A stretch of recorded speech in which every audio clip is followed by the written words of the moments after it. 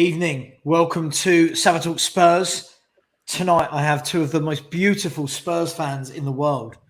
I'll start with... Why is that funny? Why is that funny? Great start, Sam. I love it. It's the truth. Let's first, Kuva, I spoke to you yesterday. I'll speak to you again in a second, but we've got the bun. We've got Dan from Tottenham on tour. You're back. You're allowed to talk football for a few weeks. How are you? Where have you been for the last 10 days? Oh, I've been bottling it all up, mate, waiting, ready to let rip. Because some of the shit I've seen, it just is mind-blowing, honestly. It absolutely is. But I've been good. I've been relaxing, kind of I've been on Twitter a bit, but in terms of streams, I have hardly done any. So, yeah, I thank you for having me tonight, mate. I'm looking forward to it. I'll have you wherever you want to be taken. Yeah. Who was rubbing off on me? Oh, that sounds dirty as well, doesn't it? Stop. Kuva, welcome back. How are you? Are you well? Yeah, I'm good here. Thanks, Savva. Looking forward to it. Danny's a great guest to get on because he's another one that will just let rip. He'll speak his mind. Oh, that's what I like. We can speak our minds. There's no fluff here. We're not talking about just all fluffy and everything's great. Proper YouTube. Today, first and foremost, I just want to say thank you. There's already 68 of you in the chat. I'm sure that number will rise as all my haters find out I'm live and then creep over. But look, first of all, thank you to the same people that keep coming back, keep listening to us waffle about football. Look, thank you very much. You've got me to a stage where now I can monetize. Now, I don't want to sound like an arse when I say that, but I have publicly said that moving forward, 50% of all of my revenue every month will go to the British Heart Foundation. So I can't say fairer than that. And I don't know what you are led to believe, but unless you are someone like Fabrizio Romano, that is not thousands and thousands and thousands of pounds a month.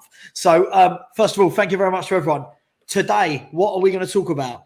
We are going to talk about a little bit about some of the rumours, some of the ITKs and see what they all know. And then what we're going to do, I want to pick apart each area of the pitch to say how prepared you guys think we are in those parts of the pitch if the season was to start now. And I want some brutal honesty, and I know I will get that. Feel free, if anyone would like to comment, feel free. Will might be joining us just in time for a segment about Brian Hill, because we all know how much he loves Brian Hill. And look, let's just see what happens. Something will happen and we'll all laugh. Let's start off by saying, let's start with you. Let's start with you, Danny. Talk to me about all the other Tottenham podcasts and how much you love them. I'm joking, of course. Danny. Well, Savva. I'm joking. Let me start off by saying this one won't go away, right? This rumour will not go away. I have seen in the last 24 hours, he's signing, he's not signing, we don't want him, he doesn't want us. Christian Eriksen, it will not go away. Is there any truth in any of it? What's going on? Kuva, do you want me to start or? Yeah, go on then, mate. Go on. All right. So, what's frustrating me the most about all these rumors is that the amount of Spurs fans that are literally going into absolute meltdown. Right, It is insane. Oh, we're not signing him now. Fabrizio Romano, the GOAT, has gone and said, look, I want to say something about Romano, right? Because usually he's actually all right until the other day I saw something where it was a complete lie, and I'm like, wow, that's the first time I've properly seen it. Right? He literally went on someone's YouTube show and basically said there's 3 proposals on the table. Literally him speaking on video. There was one from Brentford, one from Tottenham, one from Man United. Then the other day, he sent out that tweet that got the Spurs fans into an absolute frenzy, and then said, "Oh, Tottenham are distancing stuff now, and only Man United and Brentford's on the table." That is just complete utter bullshit. I mean, to say that the Tottenham have pulled away, and the worst thing about the situation is that not one of these apparent ITKs, including Alistair Gold, said that Tottenham have withdrawn their interest or they've withdrawn complete any kind of form of contact with the Eriksen camp that he's completely off the table. Not one of them has said that. All they've said is they want to focus on other targets, right?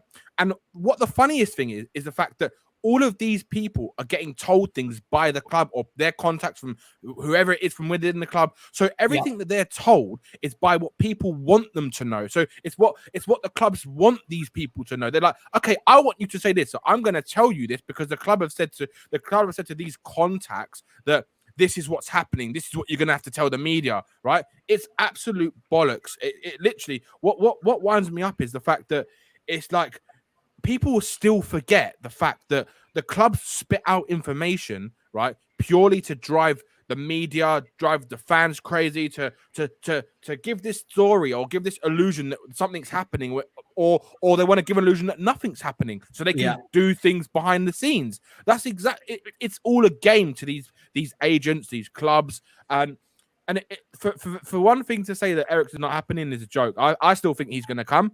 I just can't see him going to United. If the only other club I can see him going to is Brentford, that's it. And I would if it's not Tottenham, I would love him to go to Brentford. But it's just crazy how much these fans literally one little tweet of something and they go absolutely mental, and it's like, oh my god, he's not coming now. That's it, we're done, and we're not getting this creative player. And the other thing about this Eriksen thing is that if by any chance it's the fact that, say, Conte, for example, doesn't want Eriksen, the only reason I cannot see something like that happening is that there's another player they've got lined up who they might feel is better for the role. That is it. There's no way they're not going to sign Eriksen on a free transfer, right? When it costs Levy absolutely nothing to sign him apart from pay his wages, right? That's it. And Savva, it honestly blows my mind. It's crazy. Me as well. Kuva, just before I come to you, I just want to say the first super chat of my new era. George Raffis TV. George, big up to you. We like bigging up.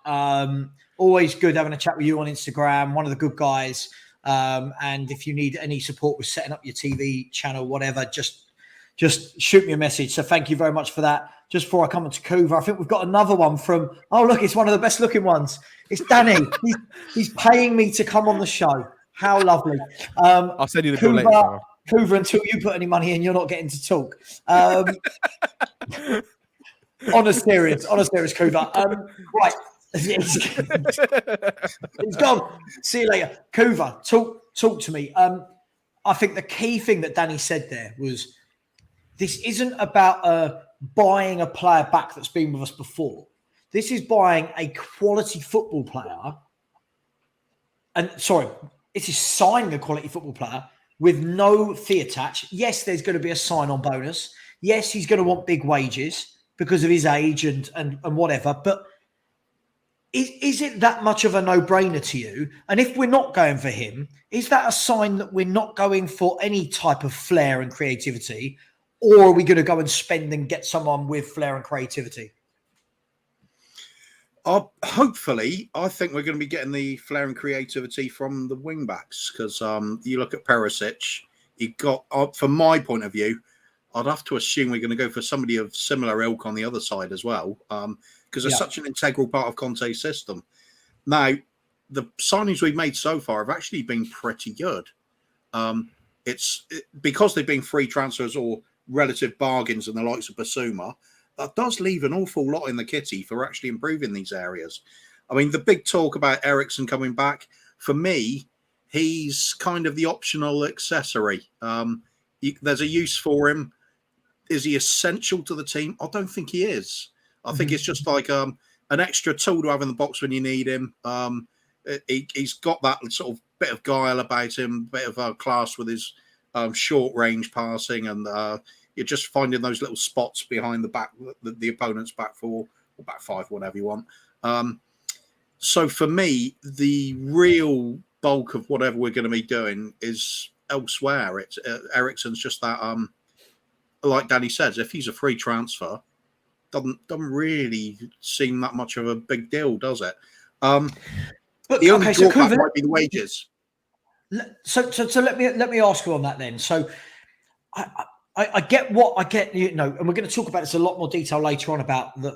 We all know in a Conte system, the creativity does come from the wing backs. But First and foremost, let's just sit on the fence for the moment. First of all, none of us actually know that Perisic has been signed for the left wing back position. For all we know, he might be rotated with a front three. Now, I'm not saying that will happen. And then at the moment, you've got Royal, Doherty, and then possibly Spence. And we're going to talk about Spence in more detail in a minute. Where surely then, if you're not buying that creativity, if you're not buying a Maddison and Eriksen, somebody of that ilk, then you've got to go big on the wing backs, haven't you? You've got to go big. And I mean, top class wing backs that have been there, seen it and done it. Surely, no? Yeah, absolutely. That's what I'm saying. I mean, there's a lot of money available, isn't there?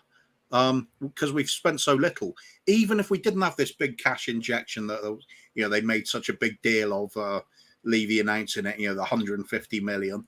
It doesn't matter. We've still got our operational profits each season. We're a big club, 8th richest in Europe, aren't we? We're in the world maybe. So the money's definitely there if the quality's there. So let's just see what happens, because if there's another sort of 10 days goes past and we haven't done anything, I'll be getting worried, because it will start looking a little bit like a certain chairman's usual MO, won't it? But the quality's there. Let's just go and get somebody like that. We're looking at, for me, statement signing is always going to be like someone like Hakimi at the right wing back. That'd be an amazing signing. I'm not going to be bothered about us not getting a Rafinha or something on the right wing. If we've got a Hakimi, that is the right wing sorted. So Doherty, he's worth hanging on to, because he's a useful sort of squad player to have, because he doesn't cause you trouble. He does affect the final third of the field. We've now he landed landed on his feet finally. Before injury. So it's a case of getting rid of the likes of Emerson. It's getting rid of the likes of Reguilon, who just hasn't performed for a long time now. Is Sessegnon good enough? Don't know, because part of that answer, that question is he fit enough? He barely seems to get 3 or 4 games in a row before he's injured again. So we've got to get that quality in wing backs. I strongly suspect we're going to get another left wing back and another right wing back, even if we get Jed Spence. Well, thank you. You've made my link seamless there. Actually, no, it won't be, because, listen, first of all, thank you to everyone who's in the chat. Yes, lots of people pointing out that, yes, a free transfer isn't a free, but in relative terms, compared to what you're paying a player's sign-on fee as opposed to paying 50, 60 million for him, then it's a free transfer technically. Also, Savva, when players do sign, even for a fee, they still get a signing on fee. So for sure. So essentially, it's like you said, in relative terms, it is basically a free signing. Absolutely. So look, the seamless link, Jed Spence. So if I get sent a WhatsApp one more time today from somebody in the Spurs community who I talk to, I think we've all seen it, right? We've all seen this Jed Spence that Levy apparently is pushing this deal. Just this one though, Danny. Just this one, because over here, Paratici's doing the other 99. Talk to me. First and foremost, why would Daniel Levy be involved in any of our transfers if Paratici's the director of football? 2, that would explain, if I sit on the fence, look both ways, that would explain why it's taking us forever to get a right back from Middlesbrough at 20 million over the line. Even less than that. Talk to me. What's going on here? Do you know what? I heard someone was telling me, it might have been Brian Daigle actually. I can't remember who it was, but there's the reason why he's apparently got involved, if these rumors are true, allegedly, is that Daniel Levy is close to the agent or the family of Jed Spence or something like that, the agent's family or something like that. So he knows them on a personal level, so that's why he's apparently got involved with that, and also because Paratici is supposedly working on other deals, so that's why he's taken over. But do you know what I was saying, right? It does annoy me, because I think anyone with common sense knew that Jed Spence was never a Conte or never a Paratici signing, because they're trying to improve the squad, not make. And one thing Big up, man. One thing, like Jed Spence is no way near an upgrade on Matt Doherty and Emerson Royale. As much as he might be a good player in the Championship and he's unproven in Premier League, he could turn out to be the next Kyle Walker or Dele Alli or whatever, but he's not proven yet. So it's all ifs and buts.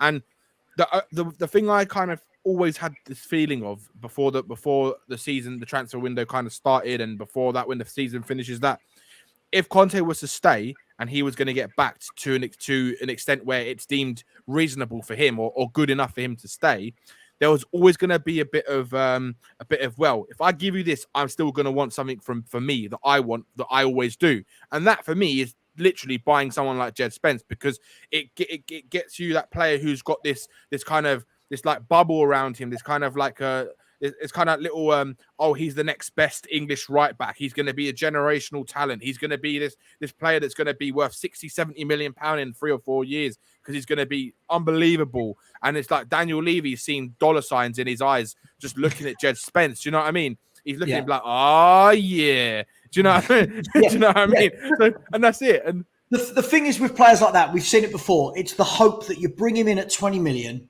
and that even if he doesn't set the world alight in a couple of years, that 20 million is 40 million. Now, what I agree with you there is people use this argument, and again, I find it really hard to not be biased because I like my opinion. Right, I'm just going to put it out there. Love my opinion. That's why it's your opinion, Savva. Absolutely, man, absolutely. But on a serious note, everyone will go, oh, well, look what he did with his name's gone. Look what he did with Victor Moses at Chelsea.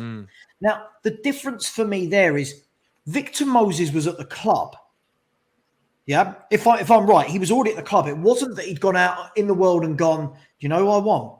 Go and get me Victor Moses. Yeah. And this just screams of a signing we would make in the last 20 years. But I'm being told apparently he's getting backed and all our creatives coming from the wing. This guy got 4 assists in the Championship. So I'm playing devil's advocate. He could step up and get 20 assists next season. I don't know. But it doesn't scream ambition, does it, mate? No, it just screams. It just screams they want to fill that English quota, and they're looking at what options are available. They need a right wing back, and maybe their thought process is we're going to get rid of one of them. We'll bring in an English one who is this. Apparently, he's going to be the next best thing, and they could sell him on maybe in a few years' time if he does really well or whatever. But they cannot sign Jed Spence as the only right wing back that comes into this squad, because if they do, for me, that is the biggest failure of the transfer window, and the whole transfer window would be deemed a failure, in my opinion, because in a Conte system, we've said it before, the wing backs are the most crucial and most integral part of the way he plays football, the way he sets his teams up. And if you've got Jed Spence and say Matt Doherty, because it looks like Emerson's the one they want to get rid of because of the money and clubs that are interested in him, it just baffles me. It's just absolute delusion that we can go into a season wanting to compete at the top level in all competitions with Jed Spence and Matt Doherty as our wing backs. It's impossible. Look, I would love him to come in if we're going to go and get an elite defender, because an elite wing back, because then if you go and get someone like an elite wing back or a really, really good top wing back, then you've got Jed Spence as your backup, and Matt Doherty, who can also play left wing back as well. So you've got someone who can be a utility player, and at least we've got cover for the wing back positions if we go and get another right wing back. But I just think it's definitely got to be something to do with the English quota and the fact that it is going to be less than £20 million, because a lot of clubs are sniffing around him, and it's kind of like, oh, Tottenham like to buy these young English players, and again, we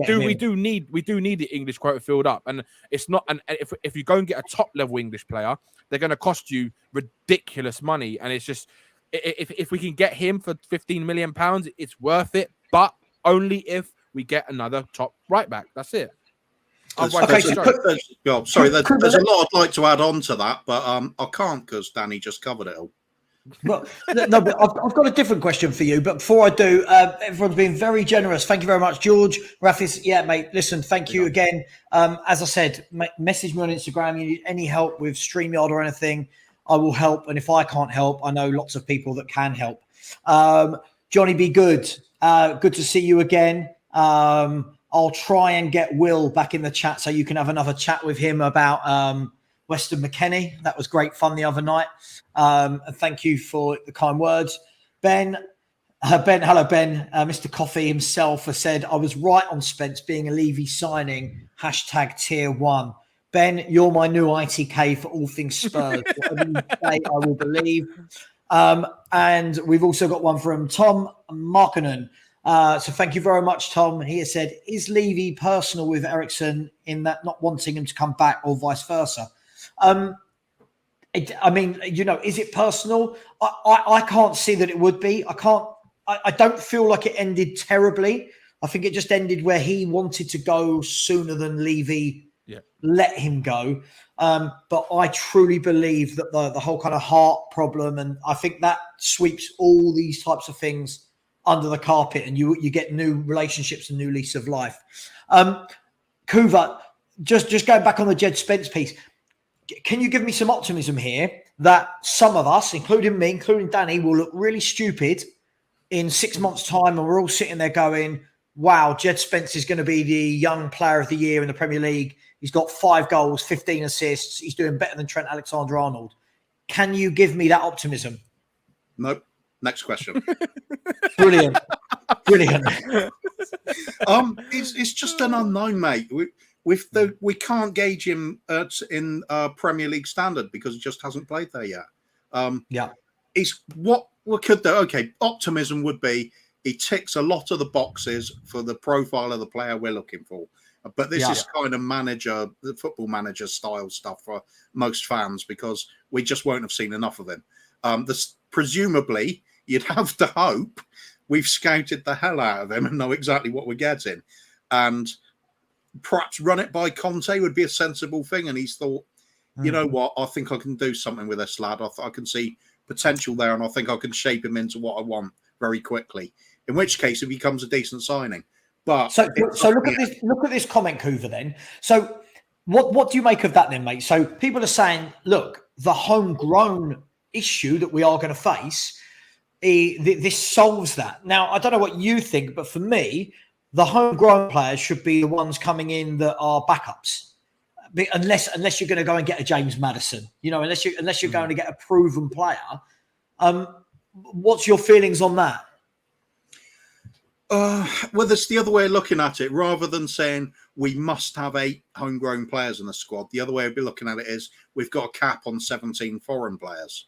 So if you've got 17 brilliant foreign players in your squad, you don't need a single homegrown player if you don't want to. You can just fill in with academy players if you get into injury crisis time. But it's good to have a few around, though, isn't it? So you can beef up your squad. That they're experienced.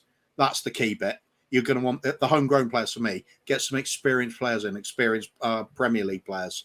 As you said, as backup, perfect at the moment. That's why the likes of, just about to pick on the 2 that aren't homegrown in some ways. Like I was going to say Dyer and Davis, but of course Dyer's depending on which rules you're looking at. Davis is homegrown for Premier League, but not for Europe. So that there's plenty of players we could be doing that with, but it's not going to be the likes of Winks, is it? Surely. No. So I mean, this is the key. This is the key thing for me. I agree with this sentiment completely. This signing for me does smell of another Clark, Hill, Roden, Unji, and Kudu. Now, it's hard to say, right? Because when you talk like this about young players, it always comes across like you don't like them. And I don't think that's the case. For me, I just thought the case was that we were told now that everything was in place. The manager we've got is world class, and he's going to be backed. I just can't believe that Spence was the way to go. But Danny, I want to move on from Jed Spence, and I want to talk about a couple of outgoings, because realistically, on the incomings, I feel like a couple of weeks back, we had this whole raft of names that were going round in Jesus, Richarlison, Pau Torres, Bastone. I feel like it's died down a lot in the last couple of weeks, which gives me cause for optimism, because hopefully that means we'll just go bang. But also I always have that little angel in me that goes, don't worry, Daniel Levy's a horrible man and he's not going to spend. So, it's fine. Let's talk about some outgoings then. These have died down. What's going on with these two? Lo Celso and Ndombele. Because 2 weeks ago, Lo Celso was apparently on the verge of signing for Villarreal. Ndombele apparently in talks with 2 Spanish teams. What are they going to go? Surely they're going to go, Danny. Help me. I fucking hope they go, mate. Honestly, I'm the same. I'm with you in that respect, Savva, because like what we've seen as well is we've seen so many reports, like you said, they were quite strong that they're going to go, or Ndombele. There was really strong reports that Ndombele was actually in Spain about to discuss a loan deal with a club, and there's reports that it was Sevilla and all this kind of stuff, and it's hard to see what they're actually going to do. All I can hope is that they are going to literally get rid of them any way they can. The rumors I've heard about Ndombele is that no matter what, he is going to leave this summer, whether it's on a transfer, whether it's on a loan. And if it is on a loan, they're going to pay the majority of his wages because not many clubs are going to be able to pay his wages because they're so high.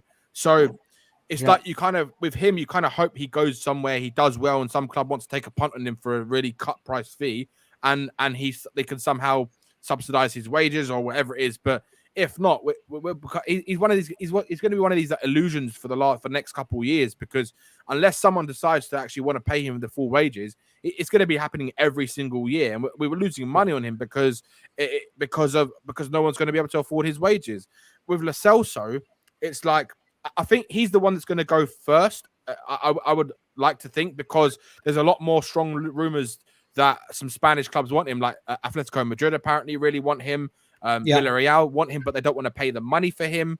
So it just depends on who decides to take the punt, or whether they get an option or some kind of swap deal involved with someone. And I think they will go. I just think that them two, especially them two, I think they're going to bide their time and see what they can do in the market with them two, or if we can get anything in return, whether that's a swap deal or a subsidized fee or whatever, or the fee they want over a set amount of years, whatever it is. But I can't see them staying. I honestly can't, because especially in Ndombele, he is so toxic to that squad and that mentality that we're trying to build. There's no way they're going to let him back into that team. And even the reports when the season finished, that if he comes back to Tottenham, when he does come back, he's going to train by himself. He's not going to be allowed anywhere near the first team because they just don't want him anywhere near it. And I think that's brilliant if that happens, because he has to go.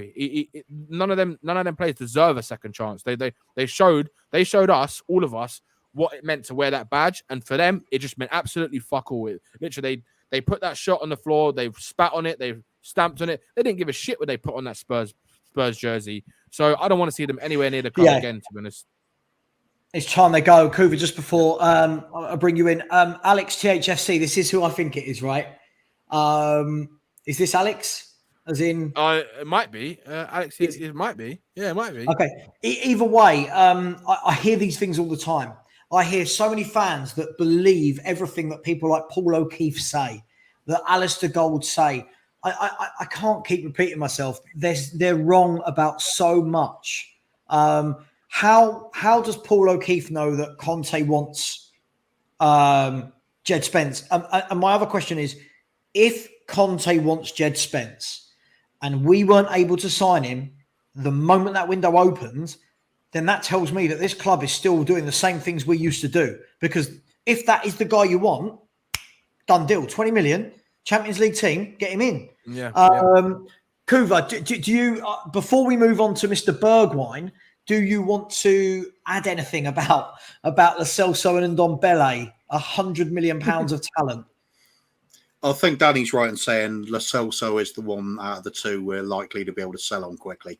He's shown that he still wants to play at the highest level. He's just shown that he doesn't want to be with us when he does it. However, Ndombele, I think the best thing we can do with him is terminate his contract if nobody wants to take him on, because I don't want him anywhere near the club. Especially don't want him training with the youngsters, because they'll just look what a role model that's going to be for him. So I think the best we do with him is take his shirt, frame it, put it in Levy's office so he can see it every time he looks up at the clock and think, I'm not making that mistake again. Listen to Paratici. Just have a fit picture of Paratici underneath or something. That's what it should be. It should be a future warning to how badly you can get it wrong when you're just going for this desperation marquee signing, which is what he was basically. Clearly, with somebody with that kind of attitude problem, for me, that's somebody that hasn't been scouted out very well. No, you should be looking into these kind of things. So I think that was a pathetic signing. He should go down in history as our worst ever signing, in my opinion. 100%. Pound for pound, for me, the worst ever signing we've made. With a few others I won't go into, but very close behind him. Kuva, let me stick with you quickly then. When we look at that, is this a signal to say that we've got to stop buying players after seeing a few good games from them? Because, as I said, when I talk to a few of the lads at my work that are French, they're PSG. They are PSG fans, but they watch every French league game. And they said the problem was Ndombele was brilliant for 4 or 5 games that we all saw over here in the Champions League for Lyon. But they said if you actually watched him week in, week out, he is what he is now. He's every now and then does a trick. People turn it into a YouTube compilation, and all of a sudden he's a £65 million player. We've got to make sure we don't do that anymore, right? This can't be so-and-so's had 6 good months, get him in. Surely that's Paratici's job now, right? Yeah, absolutely. It was always going to be the sort of double-edged sword with Paratici's job when he came in, fixing what we already had, the mess we already had on our books, getting them out, as well as bringing the people in. I'd like to say we're now starting to act like a proper big club, as in bring the players in first, then worry about getting the players out. But there comes a point where financially you've just got to start clearing the decks. Otherwise, you're putting yourself in trouble. So we might see in the next couple of days, I'm hoping, little signs of our players on their way out. And that will coincide with very quickly those ones coming in. That's my hope. It's one's just holding up the other. Because like you said, if we are looking at Jed Spence being a signing we're going to make, and it's being held up because Levy's doing the negotiation, and that's the only reason, then God help us, because nothing's really changing. Yeah. Okay, so Danny, one of the things I keep seeing in comments and every show is relax, don't panic. It's early in the season. Now, first and foremost, I'm relaxed. I'm not panicked. I don't ever expect anything brilliant from Spurs. So I'm not sitting here disappointed because I wasn't one of these fans expecting these 5-6 world-class players that everyone believed they were going to get. But having said that, flip that, the pre-season starting earlier than normal, the season starting earlier than normal, surely Spurs want these players that are going to be in our first 11 especially to come in and go on pre-season with Antonio Conte. Learn how he plays, learn his methods, the culture, the attitude, the professionalism. Are we going to be normal Tottenham and we're going to suddenly see 3 or 4 players in the last couple of weeks of the window, and then fans will start using that excuse again that, they haven't had time to bed in? Yeah, I think it can always happen. What I've seen is I've seen some people on Twitter and other things, and they're like, oh, we've had an amazing window, and some people have had to like kind of try to calm people down and said, hold on a minute, we've signed some good players, but first of all, we've signed 2 free transfers, which are very good free transfers. I know Fraser Forster, he is what he is. He's a better option than Galini. I'm happy with that. It's free, whatever, English quota, all that kind of nonsense. Basuma, brilliant player. I've been wanted top of my list for a long time, and to get him at the fee we got him for, brilliant. But that's just it. It's just a good start. That's it. That's all it is. What we need to keep doing this now for the whole window. We need another at least 3 players, I'd say, before the preseason starts. Then after that, if you want to try and get some deals to get some other players in, then by all means, I'm happy with that. But if you've got the majority, if not 90% of the players you actually intended to get from the beginning of the window when it started into your team before pre-season, then I'd be happy. But I just, none of us, Savva, we've been here so many years now, and we've seen the same shit happen over and over again. And we know what the story is. It's just and it's like we're not. I'm not optimistic about it at all at the moment. I'm just going to sit and wait and see what happens, because we've seen it too many times where they've let us down, or they've like, even when that season when we bought on Dombele and Sessegnon and was it Jack Clark in the space of like the first couple of weeks of the transfer window, and everyone's like, oh wow, we're actually doing something now, we're gonna, and then what happened? It just went like this, it just plateaued, and we didn't sign hardly anyone else the whole window. And it was like, I think we signed Lo Celso right towards the end of it, or mid end of it, or something like that. And it's like, well, it kind of sets you up for another shit kind of season where you're hoping you're going to scrap for top 4, or you're going to scrap for the top 6, or whatever it is. So for me, I just think we need to keep going in the same momentum. And I'm hoping that because we haven't heard anything over the last week of strong links of who we're going to get in, that at some point there's going to be that bang moment where we're about to sign a player. And it's going to be a player that's going to improve our first 11 instantly, because that's what we need right now. We need those players. For sure. Okay. Let's, Kuva. I mean, sorry. There's one really quick one. Could I just answer? It was a question from earlier from Peter Simons quickly. He was saying about, said Peter Shreves was no good for us. On the that show was 36 minutes ago, Kuva. Yeah, I know, but I never got round to it. I was just going to say, it was setting the frame for the build-up. We were talking about the Premier League era managers, and when Shreves had his second stint in charge of us, we finished about 15th. We're really struggling after Gascoigne and Lineker left, and that's all I was really saying. It's not so much about him; it's just his second stint was very much a struggle for him, and he seemed out of his depth. But there we go, anyway. Okay, so moving on from. Look at this that's just come in. Bob Spur with up, Bob. You beautifully average-looking people. Simple, it's ambition I want, and we'll know by the end of the transfer window what the board's is. Congrats, Sav. Thank you very much, Bob. A pleasure as always. The emotions are just so high. I mean, 1 minute everyone's good-looking, then they're ugly. It's just, I just don't know where we will stand anymore. Kuva, talk to me about this then. One of the things I keep getting thrown at me is, Savva, you're negative, because when I'm asked about this window so far, I've said, yeah, it's a 7. Now, the way I look at it, I try and go pragmatic, right? So do I think Bissouma's a great signing? For sure. Do I think Bissouma, with 1 year left on his contract, is a signing we could be making in any window, even when we don't have Champions League? For sure, because he plays for Brighton and Hove Albion. It's not like we're going to steal him from Chelsea or Man United, right? Forster, no-brainer. But again, we could sign a backup goalkeeper anytime. Perisic, 33 on a free. Very good experience signing. But so far, I think people are really over-egging that we've had this amazing start to this window. And all of a sudden, I'm seeing people go, oh, yeah, well, we've left Chelsea behind. And we're now 15, 20 points closer to Liverpool. Am I alone in that camp of not being at that level of, I'm going to use a word that I don't know if it is a word, ecstaticness? Ecstasticity. I don't know. Let's make up stuff. Yeah. Well, all ITKs here, so we might as well. If anyone didn't watch the show yesterday, it was leaked that I have my own server. So if I've got my own server, I can make up my own words.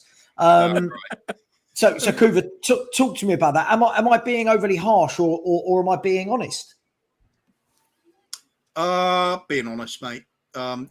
We can't suddenly say everything's changed and Levy's turned the corner with his MO because of half of one summer.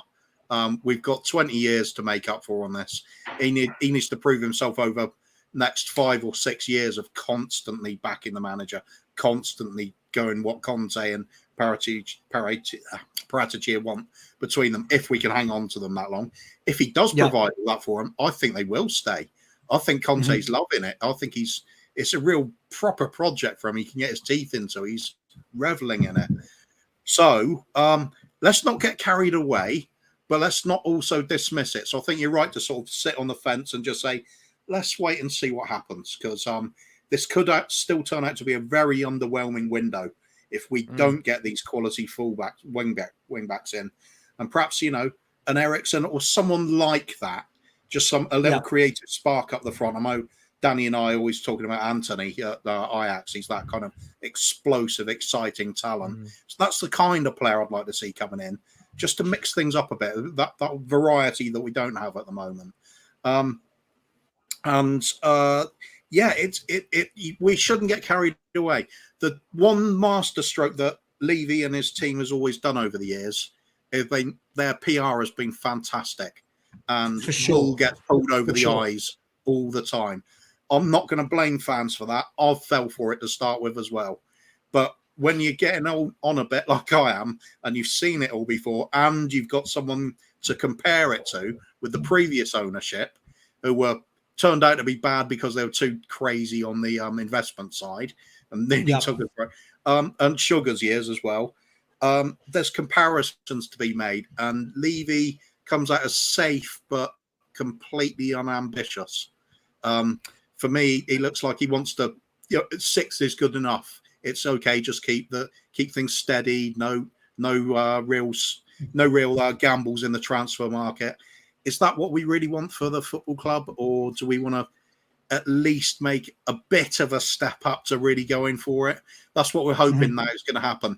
Perhaps Levy and Enoch have suddenly realised that this is the only way it's going to be done now. We need to invest properly in the right players right now.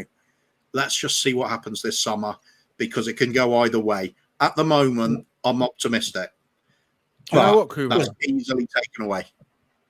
Do you know what? Right, we're at this point now where if we don't actually make some statement signings and actually spend money, we're going to fall so far behind the other clubs. Because you look at all these clubs like Newcastle who are coming up now, and they want to start competing with the top 6 and top 7 teams, and it's only a matter of time till they start pushing those teams. Maybe even next season, maybe they'll push the top 7, I think, but I don't think they'll get into the top 4. Not yet; it's too early for them. But they will push them. And I think you got your teams like Arsenal who are going to, they look like they want to spend a lot of money this summer again. So every team's going to improve, and they're all going to spend a lot of money. Chelsea look like they want to spend money. Not they haven't signed anyone yet, but their intentions are what their owners have said. They look like they want to spend money. Man United, they look like they want to spend a bit of money because they need to get quite a number of players in, because they're trying to build a completely different squad now. And the rumors are if they go and get Anthony for 40 million, that's a fucking brilliant signing for 40 million pounds. But that's the thing. We need to get some of these kind of, not just one of them. We need 2 or 3 of these type of players. Go and spend 150 million pound alone on 3 top players who's going to instantly improve our first 11. Because if we don't, I honestly think we will fall behind. It's just my opinion, because of how everyone is. How I know we've got Conte and everything like that, but if you go and get just one, say you go and get, I don't know, a 50 million pound left centre back, and then you go and get a Jed Spence, and then a 20 million pound striker who's you hope he's going to do a job. It's not going to satisfy the fans. It's not going to satisfy Conte, and we're going to end up being in a season again where we're struggling to get full spot again, because this season we might have injuries in key areas. We were lucky the season that just went, that we didn't have injuries to Kane or Son, major injuries, and they pretty much played the majority of the season. We know obviously Kane had his bad start for all the reasons he had his bad start for, but we could get unlucky next season, and then 2 of our players might be out for extended periods. Then what? If we haven't got anyone else on the bench, what are we going to do? We're going to have Lucas Moura as our best player, relying on Lucas Moura. I mean, I'm not having it. But I mean, it's a joke if that's the case. Can I just say then, Danny, just quickly before I go to Kuva, it's comments like this. When people say to me, come on, guys, Conte ain't staying without the investment, let's give them time. For me, it's not about giving them time. For me, it's about, we're now in the 22nd year. So when people tell me, oh, give them time, I'm like, I've had 22 years of this shit, right? I've had 22 years of waiting for these so-called... Listen, I'm not saying every signing needs to be a 60 million pound player, or Spurs need to go and buy world-class players, but it's what we were talking about yesterday, Kuva. It's that going and getting a player from a better club than no offense, from a Brighton, from a Southampton. Let's go to an Inter Milan. Let's go to an AC Milan. Let's go to a Madrid and go, right, we like that player. Would they join us? Let's put some bids in. I'm not saying everyone, because I like the smart signings. But for me, this whole be patient. We've got Conte now. he's not the man with the money. That's the thing for me. Would that be right, Danny? He's not the man with the money. Oh, yeah, 100%. He's not the man of the money. We know the man of the money is always going to be Daniel Levy. Paratici might get the deals lined up, but it's Daniel Levy signing his name on that deal. He's the only one who can do it. I doubt Paratici's got that ability to sign off on all these deals. He's the one that negotiates it. He's the one that gets it ready. He's like, Daniel, you sign the dotted line, done. That's it. That's what happens, I think, now. My opinion, I don't know what happens. I don't work for the club. I've got no idea, but that's what I think happens, because it's always been Daniel Levy who's done it before. Daniel Levy's never going to let anyone have complete control. That's not his nature. He just won't. He is always going to have his hand in it some way or another. And if it means him signing that dotted line to confirm the sale, or confirm the buy, that's what he'll do. But that's why he's got Paratici, because Paratici has been known to be a good negotiator. But it's whether or not Daniel Levy says, all right, you can go and spend this money however you want to spend it. And then it's up to Paratici to do the deals to bring in the players we need for Conte, because they speak every day. They know exactly what players they need and what type of players they need. They're not stupid. I mean, Kuva, where I find it strange is, we signed 3 players, and the number of people I'm seeing now, all of a sudden Chelsea are crap, apparently. All of a sudden Chelsea are crap and they're in our rearview mirror, right? All of a sudden everyone's got this feeling that Liverpool are going to flop, even though Liverpool just won 2 trophies and lost the league on the final day and lost in the Champions League final, but all of a sudden they're going to have a drop-off of 20-odd points. Are we just doing that thing where we just get that little bit too excited without actually having cause for excitement, Kuva? And what I mean by that is, Chelsea, yes, they've lost Christensen. Yes, they've lost Rudiger, right? But this is Chelsea. They've got a big squad.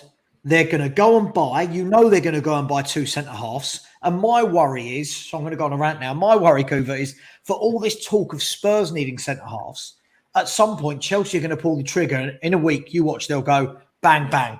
It'll be like Bremer, Bastoni, or Bremer, Ndicka. Do you know what I mean? And they'll go bang, bang, get it done. Why such optimism now that we're going to finish above these teams? Well, first of all, Chelsea are crap. Of course, we're going to finish above them. We're doing the quad this season, mate. So let's get that out of the way. Of course they're going to spend big at some point. Even with the new owners coming in, people say, "Oh, the Abramovich era is over." They're hardly going to come in and not spend and start losing money and watch their investment plummet down the table. Yeah, of course. And they're going to want to get fans on side, right? Of course they will. Of course they will. They're not Daniel Levy. They're going to want to get fans on side. Having said that, I rank Conte above Tuchel. Sure. So they've got a manager that struggled towards the end of last season. The wheels were coming off there. Why is that going to change all of a sudden? They're going to have turmoil over the summer with people leaving, new players in. It's a good time to be going ahead of them. I don't see why not. We're building on something, and we're still keeping the core of what we had. It's the key players we do have: Sonny, Kane, Romero. You look at the stability you get with the likes of Bentancur and Højbjerg back there. Even if Højbjerg's not everybody's favourite, he's not my favourite, for example, but he does his job and he's settled there. We know what we're going to get. We're looking at putting the quality into those missing spots, whereas Chelsea, they're taking huge amounts of quality out of spots that they already had established, and they're not there now. It's going to be, in some ways, it's going to be harder for them to do that with all the competition for players. So our policy of perhaps going for, rather than world class and going for the next step down, and Conte will just develop them into the next world class player in that position. I think that could be a really cunning and very strong way of going about our business. So I think perhaps we're getting carried away. Of course we do. We're Spurs. We always get carried away. We do. If we score a goal, we're going to win the league. We concede a throw-in and people start losing their minds and we're going to get relegated. I love that. We concede a throw-in. Get him out, Conte out. Kingsley, I understand the sentiment, but Are you angry or are you just joking? Bob Spur has obviously got very jealous of Ben being an ITK and has come in with his own transfer news in the middle of the show. Thanks, Bob. Minamino from Liverpool to Monaco for 15.5 million. Okay, well, he was never going to stay there with all their signings. Let me talk to you guys then, before we move on to our squad as a whole. Let's talk about, I want to talk about Bergwijn, Roden and Winks. Can you give me an argument, Danny, for any of those three staying? And are they going to have suitors to pay for them? And I don't mean a Dele Alli, get him out of the club and hopefully he plays 30 games in a year's time, we make money, or go on loan. Are they going to have buyers for these three players? I think they will, if I'm honest. I think there's no argument to keep him here. All those three players need to fuck off. Like, they need to go out as soon as possible.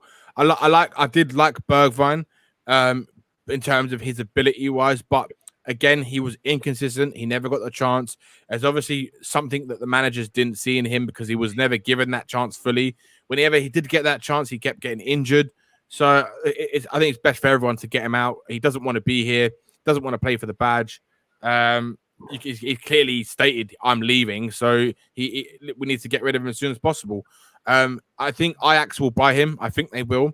I think it's just a matter of time, to be honest, until they actually get the money in from the players that they're going to sell.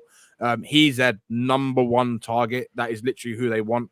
And I think it depends on who they sell, because it looks like they're going to sell their three best players in their squad this summer in the likes of Lisandro Martinez, Anthony, and well, I wouldn't say Haller one of their best, but in terms of it was. I mean, it was Gravenberch who was there, but he's obviously gone to Bayern now for 25 million euros, which is an absolute bargain. If Haller goes to Dortmund for 35 million euros, that they'll slap the 25 million on the table straight away for Bergwijn. It's going to happen. I think it's just a matter of time with him. Did you say, was it Rodon, one of the players you said? Yeah, he's someone I keep forgetting is a Tottenham player. I just feel like, no disrespect to him, but he's been here. He's never played. I would probably hazard a guess that he's played more times for Wales in the last year than he has for Spurs in his career. Probably has, yeah. Probably has. But again, Danny, when we look at it, I saw something the other day actually about Rodon. It said like he's 24. Yeah. And he's played 85 first team games of football. Now, by 24, players are established. You're playing 40, 50 games a year. Is this just a case of, look, unfortunately, he's not good enough and he just should never have been signed by Spurs, and it was almost unfair on the lad? I think there's a case of, with him, there's a case of he was never good enough for Spurs, right? In my honest opinion. And I know if anyone sits here and says that this guy is good enough for Spurs, then you're all deluded, because the only reason we signed him was because he was a cheap deal. It was the only option we had left. After the transfer window closed, there was that extended period of we could buy English players or Championship players, whatever it was. But we were able to sign him for a cheap fee, right? In the hope that if he does come good, there's a potential sell-on value. Wales international. He does well for Wales. But when he's played, he's done okay, not pretty. He's had a few good games when he's played, but other games he's looked absolute pony. And the thing is, as well, with him, he's not like a bad player. He's not Tottenham level. He's not a level we need for Tottenham. He's a mid-table. He's like I would say low to mid-table Premier League team level defender. And I think if he goes to there's talks of Nottingham Forest. If he goes to like a Nottingham Forest where he's going to play week in, week out, I think he might do all right there. He might do pretty all right. But again, the reason why he's played so little games is if you actually looked at his injury record, he's actually got quite a bad injury record before. And there was a lot of periods where he missed long periods. And even at Tottenham, he's been blighted with injury. He's had so many injuries. And every time he's ready to play, I've got a hip injury. I mean, this season he had a hip injury. He was nursing for the majority of the season. And every time he'd come on for a little bit, he'd get injured again. So again, it's another player that we wasted money on. So we've got to try and get him out any way we can. Whether that's a loan deal, he might go on loan and go to a club like Nottingham Forest or a team that's come up, or like a Burnley or someone in the Championship, and then he does really well. maybe we could sell him on, but I don't think he'll ever have a career at Spurs, in my opinion. I don't really want him to have a career. I think it's sentiment. If the fans are saying, "Oh, but no, this guy is good. He can come good," I think that's just it's absolute bollocks. He's never going to be a level of a Vertonghen or an Alderweireld. He's never going to be a level of a Romero. Romero's what, year younger than him? He's a year younger than him. Romero is a year younger, and he's like a world-class defender. That to me puts it into perspective to tell you the level difference of someone who's 23 in Romero and 24 in Joe Rodon, and it tells you everything you need to know about age. Age is just a number. If you've got talent and class, it's permanent. That's it. Joe Rodon does not have any of that. He's an okay player. That's it. And so look, okay. So I agree with everything you just said there. By the way, I mean, Kuva. Before we move on from players going out. Joe Rodon, for me, I think the difficulty is, and I think there has to be, is that big C word again. The big C word, context, has to be applied here. That one, not what I called you earlier on WhatsApp. Yeah, I know. Oh, yeah. when I see people say things like, "Oh my God, Davis and Rodon were exceptional for Wales today," I think what needs to be taken into account is Wales are a team that more often than not play with about 30 to 35% of the ball. They're camped in on their own box, and when a team has 5 players on the 18-yard line, a centre-back's job is made a lot easier because you're just heading things away. You're clearing, you're heading, you're just keeping a shape. The difference for me about top players is when you're playing 10, 15 yards further up the pitch and the ball goes in behind you, that's where I've seen Rodon, like in the Conference League, turns like a boat. Do you know what I mean? It's so slow, and you can see that's where the difference from a Romero. I know it's really harsh to judge him against Romero, but even if we're looking at decent centre backs, that's the difference between a Dyer, dare I say it, and a Rodon. Rodon for me can do that, backs against the wall, but then when you're actually asking him to be aware of what's around him and players getting in behind, he's not good enough. So would that suit him going to a Forest, who I'm hesitating a guess they're going to be doing a lot of defending next year? It's a lot to take in, really. You're still stuck on the C word. Yeah, I am actually. I'm just thinking about cutie pie was what he called me, wasn't it? It's got a lot of the right letters in it. Yeah, Rodon. I've got to agree with Danny. Rodon is just it's that phrase "bang average," isn't it? It was a squad filler. This is the habit we've got to get away from. Sandwich filler, more like. Yeah, maybe. I mean, Rodon and Bale, they did so well for Wales. So did Robson, or Robson Kanu, is it? Yeah, Robson Kanu, yeah. Yeah. Who's he? Does he even play? He was without a club when they were in the finals last time, wasn't he? So it's all in context again. So it is. You're right. It is the word. We've got so many like that, and we've always had so many like that ever since Levy took over. The likes of that glorious summer with Baldini getting in the Magnificent Seven, and look at how much dross there was amongst that. Far better to be looking at quality players that improve your first 11 than shift the first 11 down into the reserves or onto the bench. This is what we've got to be looking at. Yeah. I'm going to reply childishly to Bob Spur and say I learned it from your mum. Mum jokes don't get old, do they? Don't get old. Now I'm completely off track now. The other player you were talking about was Winks, wasn't it? There was one other player. Yeah, but boys, talk to me about Winks then, because Harry Winks, he looks like he should be really good. Do you know what I mean? Like when he comes on, I always think sits in that midfield, gets the ball, and I'm thinking, oh, he's going to dictate, and it's never progressed. It's never materialised. I look at Harry Winks and I think you could have a great career doing what somebody like O'Hara did or Bullard did down at Fulham, yo-yoing. You could be a great stalwart for Fulham for a decade. He's played for England. I don't know how. He's Spurs through and through. Of course he is. How much would you take for him, lads? What realistically?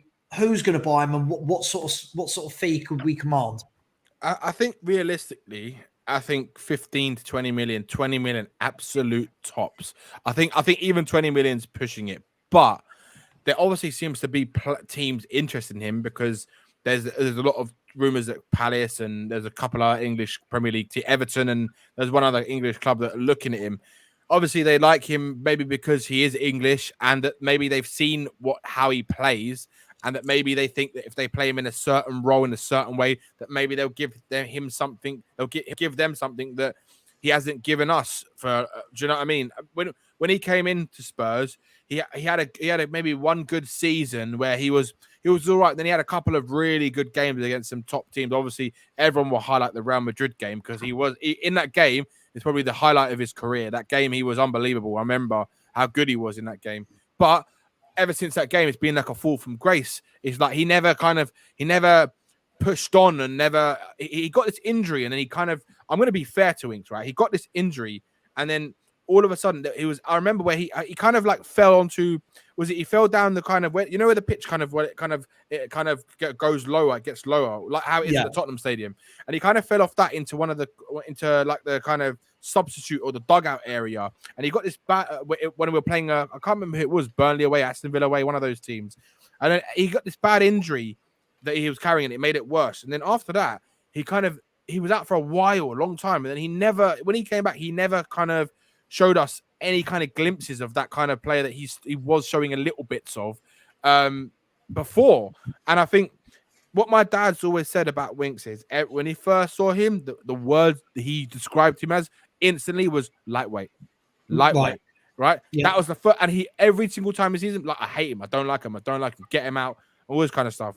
And like for me, Winks is a player that he's another bang average player. He's probably below your average kind of Premier League top 6 player. He won't get into another. Tottenham's going to be the pinnacle of his career. He's never going to play for a bigger club than Tottenham, right? And he's played in a Champions League final. I know. Savva's mind blowing. It's absolute craziness that guy has played in a Champions League final. So Kuva, is there? I'm just sitting on the fence. Please remember that. Is there an argument to be said that Harry Winks should absolutely stay at this club because we need some homegrown footballers?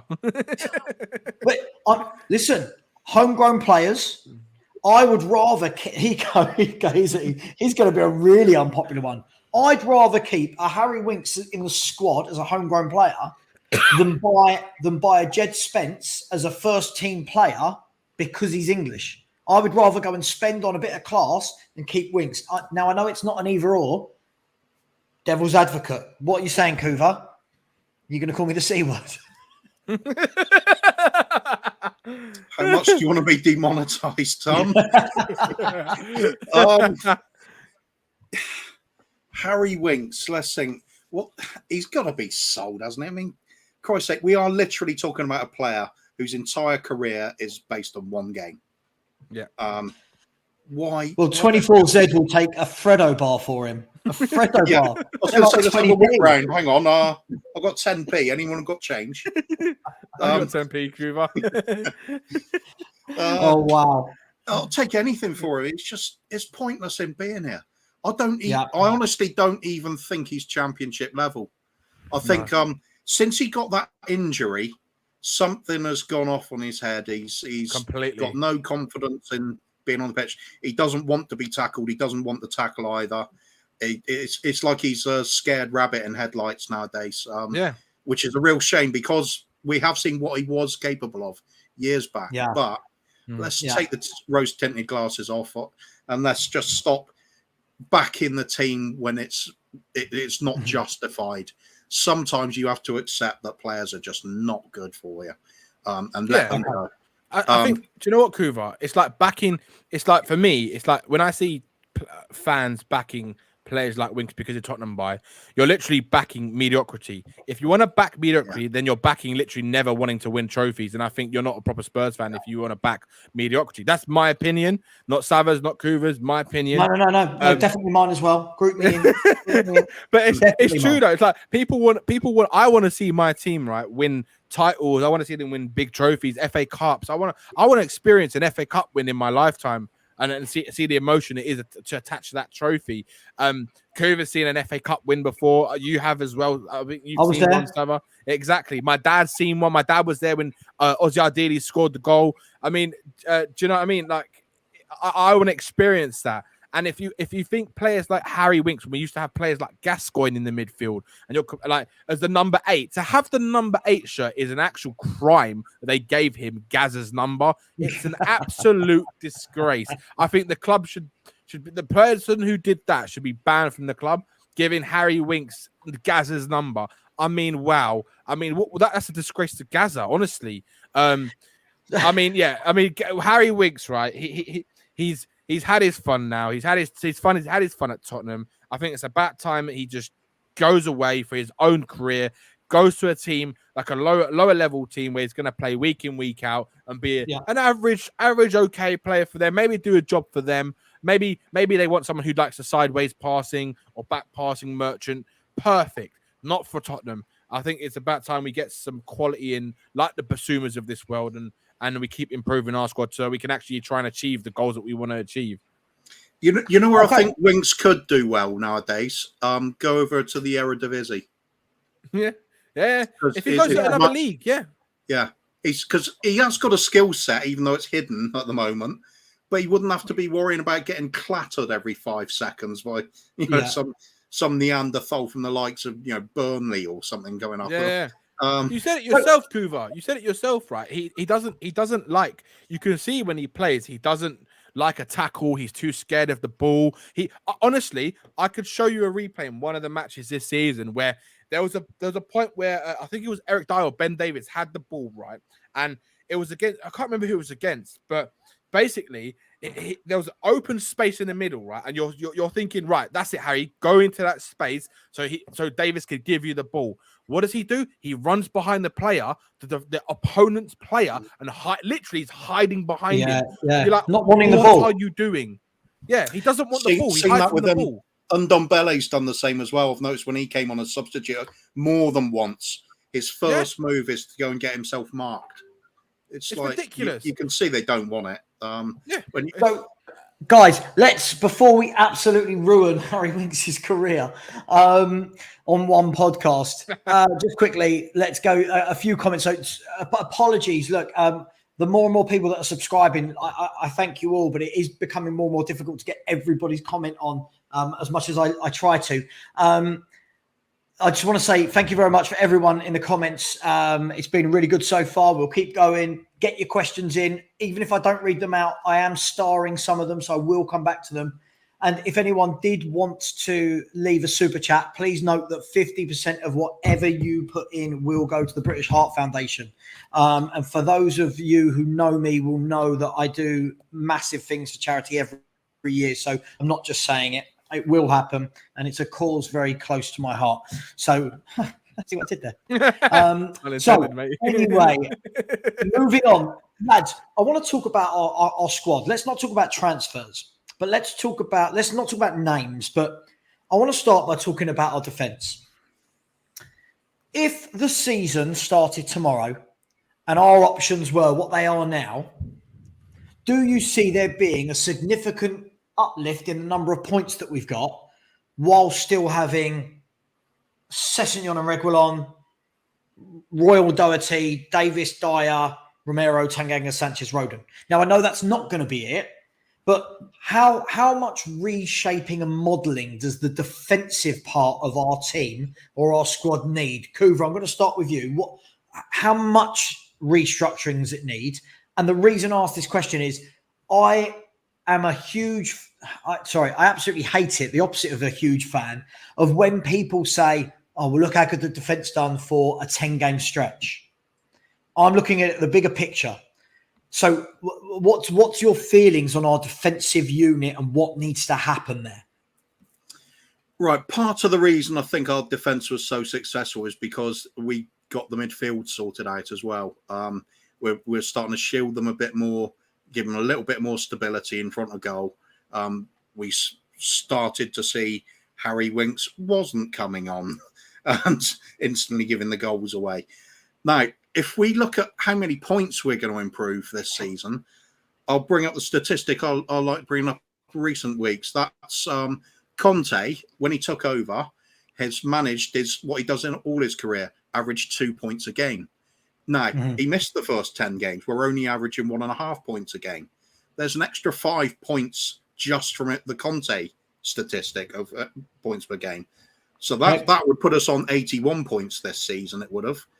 Now, he would have also had a pre-season, which is a massive deal for a manager. They all say they want that pre-season, especially when they're intensively working with the players to improve players rather than manage just what comes in as a ready-made. And we know Conte improves the players. Full pre-season, that's got to be worth extra points. Got to be. Yeah.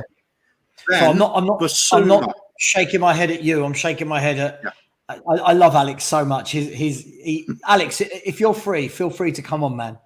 Let me know if you want to come on. You are funny. Alex is the most delusional person I've ever met. I know, love him, but Alex, he is the most delusional person. Alex, you've got my number. WhatsApp me if you want to come on, and we'll talk Harry Winks with you. Sorry, Kuva. I love Alex as well, but as soon as he says, Winks has his number, it's just okay, mate. Of course, there's definite indications we should be aiming at a lot more points. Sure. And if we look, we'd finish 20 points behind City, was it something like that? If we were saying 5 points for that better start to the season because there's no Nuno there, and the pre-season and the additions to the squad we've already got. Perisic and Basuma, fantastic. Strengthened 2 positions, needed strengthening. Strengthened with real quality. You've got to start getting optimistic at that point. We've still got a lot of time left in the transfer window to add to that as well. And then the pre-season starts. And with Conte driving on, you've got to be looking at 15-point improvement. Let's get us to 91 points. Then we're talking, we're on the heels of City.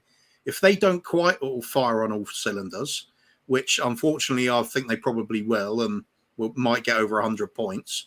If they don't, we've got to be there in that position where we are snapping at their heels and seize the opportunity. If we do that, it's going to be a great season. And I am very optimistic about this. Forget all these signings that we're not bringing in yet that we're hoping to, the Bastonis and all that. There is plenty of players out there in every position that we can get that are perfectly legitimate to get realistic options. Even in the wing backs, you hear the regular one I hear is there's no quality wing backs out there. It's nonsense. There's bloody loads of them. There's plenty, but so many. I'll agree that there's lack of world class ones.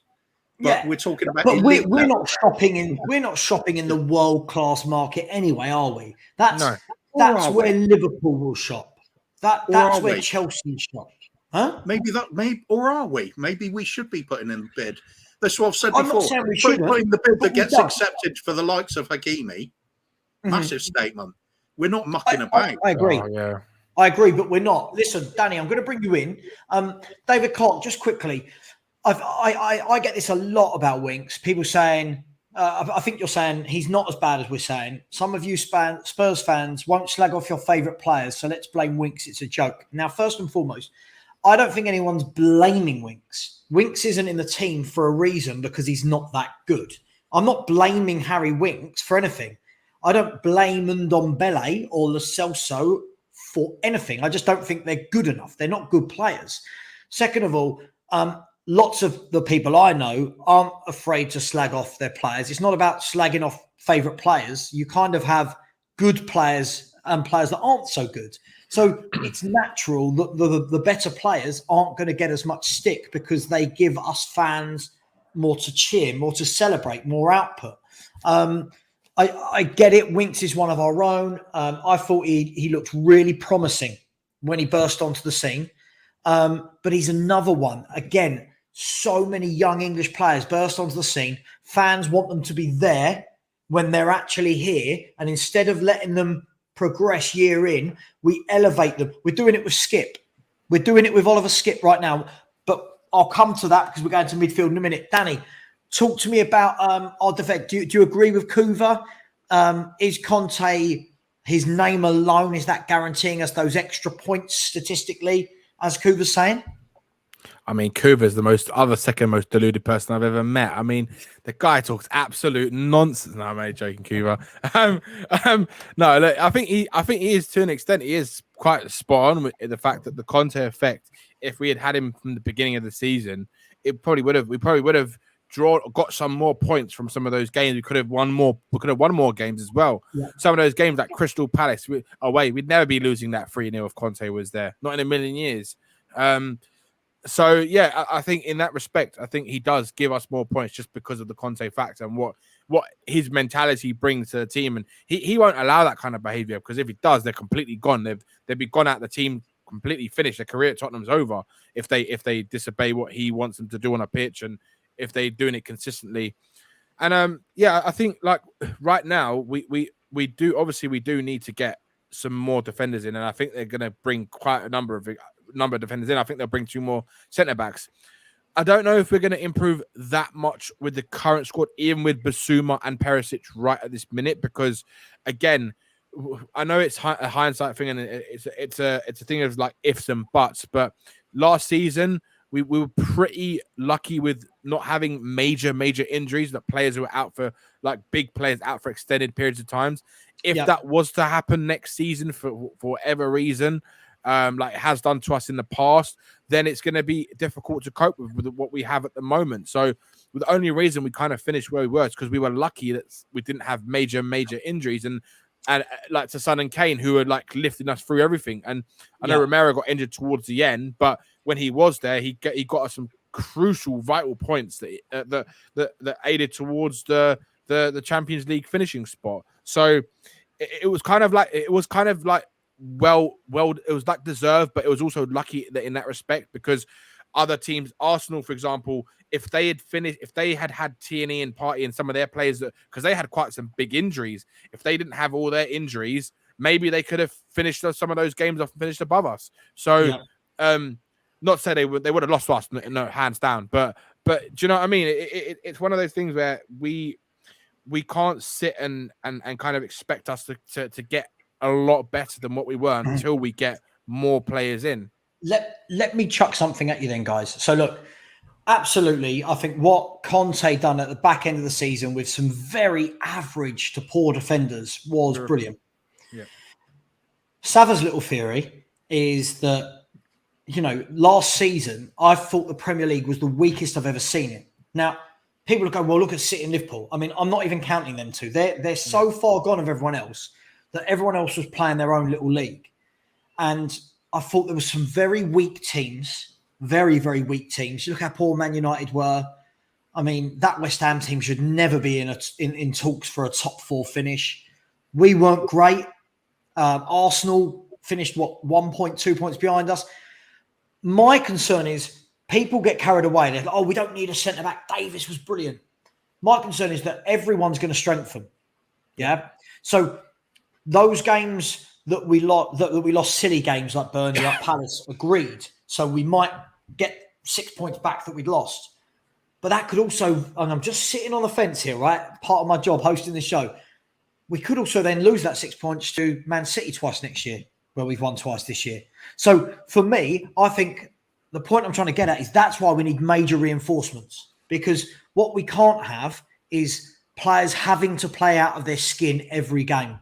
Yep, you know, sometimes City, Liverpool, Chelsea, they'll cruise through games, not play well, but their players are so good, they never look like losing. So with that in mind, Kuva, if we do not sign another wing-back, forget names, if we do not sign another wing-back of quality, and Perisic is the only one that comes in, has it been a bad transfer window? Just on that alone, knowing Conte's system? Yeah, 100%. Yes, for me. We need 2 quality wing backs each side of the pitch. I've no doubt about it at all in my mind.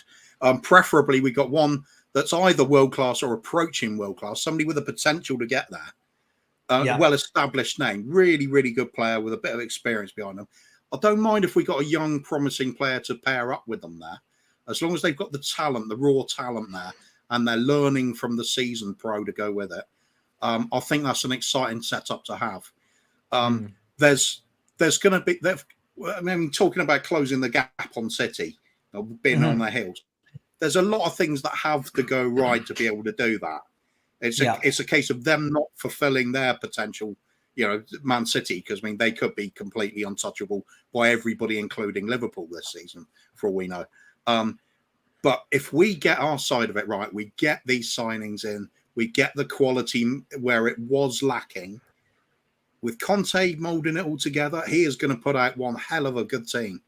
Now, how far do we close it? Unknown at the moment, but I'm going to be optimistic. If we do get the wing-back signings right, we're going to be belting right up the table. I honestly think Chelsea could become almost irrelevant at that point. Do you know what, Kuva? Do you know what? To add to your point, right? It's like we got to remember that I know we didn't win anything under Pochettino, right? But we did play some of the best football we've seen in the Premier League era, like under that management, right? And because we came close, quite a number of times. We didn't quite reach it, but we came close, and that's as high as we've been in the Premier League, right? And if you remember in those teams, one of the key elements to our team even then was our wing backs, our fullbacks, or should I say fullbacks then, because they were like a right back and left back. We had two good starting at the time. My opinion, in that season, in the last season at the Lane, Kyle Walker and Danny Rose were the best pairing in Europe, in my opinion. In that season, they were phenomenal. Teams, them two used to go together and they used to suffocate teams, and it created so much open space in the midfield that we used to score bags of goals, right? And then when one of them was injured or dropped off, we had quality in terms of Kieran Trippier. He wasn't as fast, but his delivery was phenomenal, and he could whip in. The amount of times he used to get assists as a substitute. Big up, Stel. And also, even then, Ben Davis was actually doing a job at left back at the time. He was pretty competent as a replacement for Danny Rose when he first started his Tottenham career. So it just goes to show, even then, how crucial it is to have four good wing backs who can actually step in and do a job if the other one's injured, if our top wing backs are injured or they're not playing. So I think that's where the money needs to be spent. Let me just quickly, we're going to go back to the squad in a minute, but let me throw this at you as well. All the talk of, right, we're going to close that gap, right? What about if those two strengthen massively, i.e. already Haaland and Alvarez coming in, and City will buy another one or two? What about them doing better next year? Has anyone ever taken that into an account? When we look at Liverpool and City, we all go, we're going to be much better. But they've just signed the hottest young striker. I'd say, I could take the word young out. They just signed arguably the hottest striker in world football. Yeah. Give or take Benzema, and but they've just signed a beast. Now, again, we won't get into a debate about how Haaland's going to do, but if he does come in and does spank in the goals, because there are games, and it's unbelievable because City score hundreds of goals, but there are games where they're accused of not finishing teams off. Yeah, they either finish teams off or they really don't. If he comes in, could we see them? 93 points. Could we see them get that 100, 105? Yeah, definitely. I think so. I think City right now is the team you've got to compete with. They're the level you need to try and reach. Liverpool, I know they've lost Mane and they've brought in Darwin Núñez and they're going to have Diaz as their new left winger. It's interesting to see how it's going to work and how Diaz, Núñez will kind of respond to the Premier League. He's new and all this kind of stuff, so we don't know how he's going to be. He might not. It might take him a while to get. It might take him a season to bed in. It might take him longer. He might not bed in at all. So it's an unknown for them. Whereas someone like Haaland, he's got. If there's anyone who's more like Will loves his stats, and I love this one off Will. If there's anyone who's better in terms of more clinical than Son, it's Mbappe and Haaland. Now, when you add Haaland to the team that they've already got, with Kevin De Bruyne, who's in my opinion is the best central attacking midfielder on the planet. And then you've got the other players like Bernardo Silva, and you've got Mahrez, you've got Grealish to bring on, you've got all the other players they can bring on. they're in another world to other teams, and I think signing Haaland is what they need to take them to the next level, and they've already and they were already levels above other teams. So it's like how do you compete with that? You can't unless you've got the money to buy the top players. So I think City's a stretch too far right now. I think we need a couple of years with consistently being backed in terms of bringing in top players over season after season after window, and then we can start gradually trying to catch them. But slowly catching monkey, right? Yeah. So Kuva, before I bring you in, just a couple of comments. Spurs Bird, we still have the better forward line than City and Liverpool. I feel that, again, we're getting away from the point. Spurs have a lethal front three. Man City share 100 goals across eight players. Yeah. And there's a huge difference that Man City don't ever need one of their players to be in great form at any one time because they will score goals. So there's a huge difference between us relying on Kane and Son and being one injury away from that not existing, and from Man City giving 12 goals here, 13 there, 12 there, whatever. Alex, I'm pretty sure at no point I've ever said Núñez is the hottest striker. I'm pretty sure I literally just said that about Erling Haaland at Man City. Am I going mad? No, yeah, exactly. Pretty sure I said. I mean, Alex, you need to take your meds, mate. Honestly, take them. Also, Stel, big up. I see you in the chat. If you do want to come on, mate, I know you're having a little break. If you did want to come on, you've got my number. Message me. We'll get you straight on. Kuva, let's talk about that then. Why? Everyone's going, City are going to go that way. Yeah. Liverpool going this way. Is this drop-off for Liverpool that, by the way, hasn't happened yet? Let's just say this supposed drop-off for Liverpool from a team that have just won 2 trophies, been in a Champions League final and lost the title in the last 10 minutes of the season. Is it purely down to that Mane and Salah partnership is being broke up, and it's the doubt as to whether Diaz and Núñez and Jota can fit in? Is that where this is coming from? Yeah, because 100%. The rest of the squad hasn't changed. It has to be. I mean, you look at a few other positions, like Jordan Henderson and that, they're getting on a bit. Old handbrake, has he retired yet, or is he still there? He always comes in to steady the boat when they need it. They've always had that knack of finding a really experienced player to guide some of the other talented younger players through when they need it. I do think, well, as we touched on earlier, for us to be within a shout of closing the gap on City, we need us to improve dramatically and them to fall. It's very much the caveat. Do have to worry about City. I really do. I do see them finishing with over 100 points. I think they've got that kind of caliber there. I think Liverpool can't keep up purely because it's difficult to replace. The effect Mane had on their team. He was that player they bought when they were struggling to put away teams, when they go those series of games with getting some really unconvincing sort of 1-0 wins or coming back to snatch a 2-1 at the death. It was typical Mane that was getting those winning goals. With him coming to the end of his stay, is Jota going to step on and do that? Is Núñez going to step on and do that? We don't know. So Kuva, just quickly on that point, wasn't that the reason? And again, for anyone having a go at me, a devil's advocate, it's called hosting. Wasn't that the reason that they stepped in and got Diaz in January?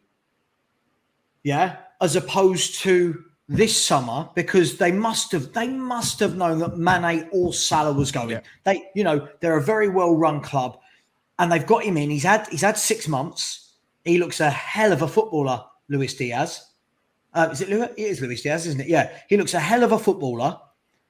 Is he ready to step in and produce the kind of performances and put the numbers on the board that Mane was?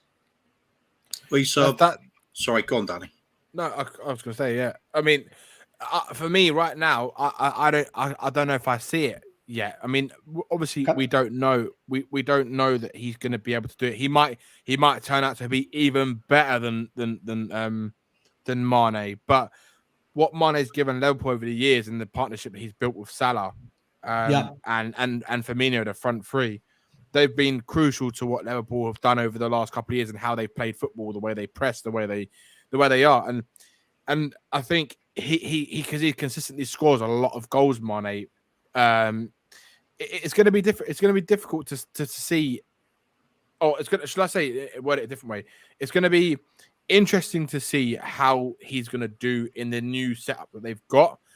I mean, as my opinion, I don't know if it's going to work. At the moment, because of the unknown, I'm going by that, and I'm going to go by the. I don't think it's going to be as good right now, especially next season. Maybe in a year or 2 years' time, when they've had some more time to bed in, they're a bit older, a bit more Premier League experience. Maybe. I know Diaz is a quality player. What I've seen of him, he's brilliant. Danny, can you player. pick this apart for me? This is where I think Spurs fans, this is where I think we get really silly.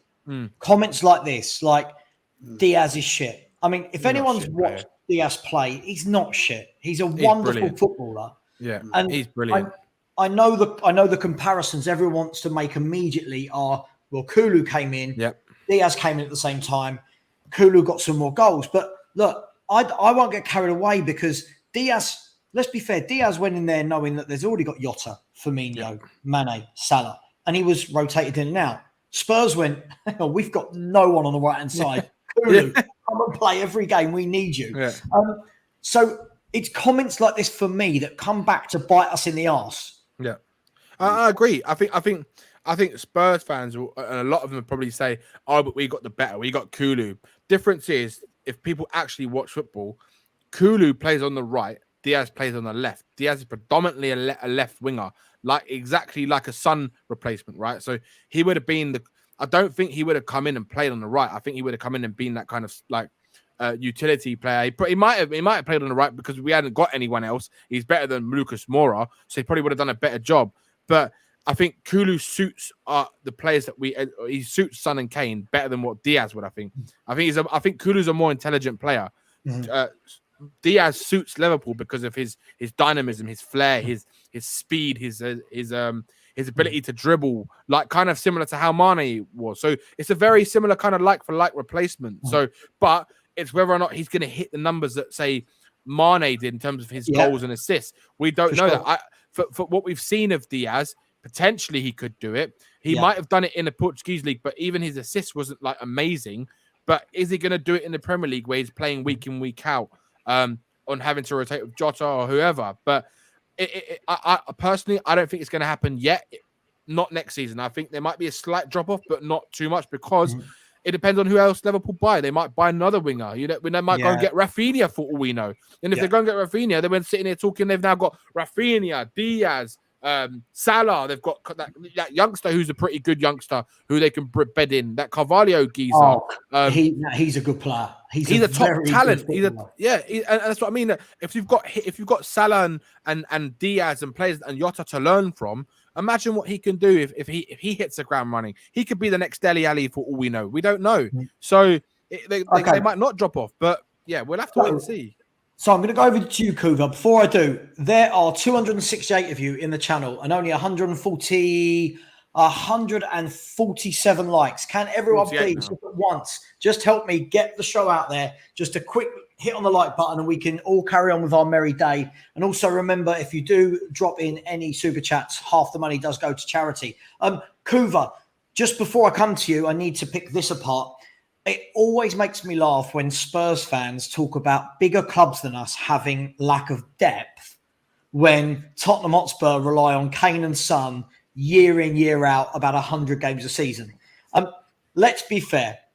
Mane's gone, but Liverpool have still got Diaz, Núñez, Jota, Firmino, Salah, and now Carvalho as well. Right? That's without buying anybody else. That's with them affording to let Mane go, Minamino going, Origi going. Spurs have got Kulu, Son, and Kane. Right? Kulu, Son, and Kane. So I don't know how we can talk about. And then that last sentence makes me laugh, especially if Salah underperforms. Why? Has Salah ever underperformed in the Premier League? Yeah, he underperformed. He underperformed the last 6 months, and they still won those trophies.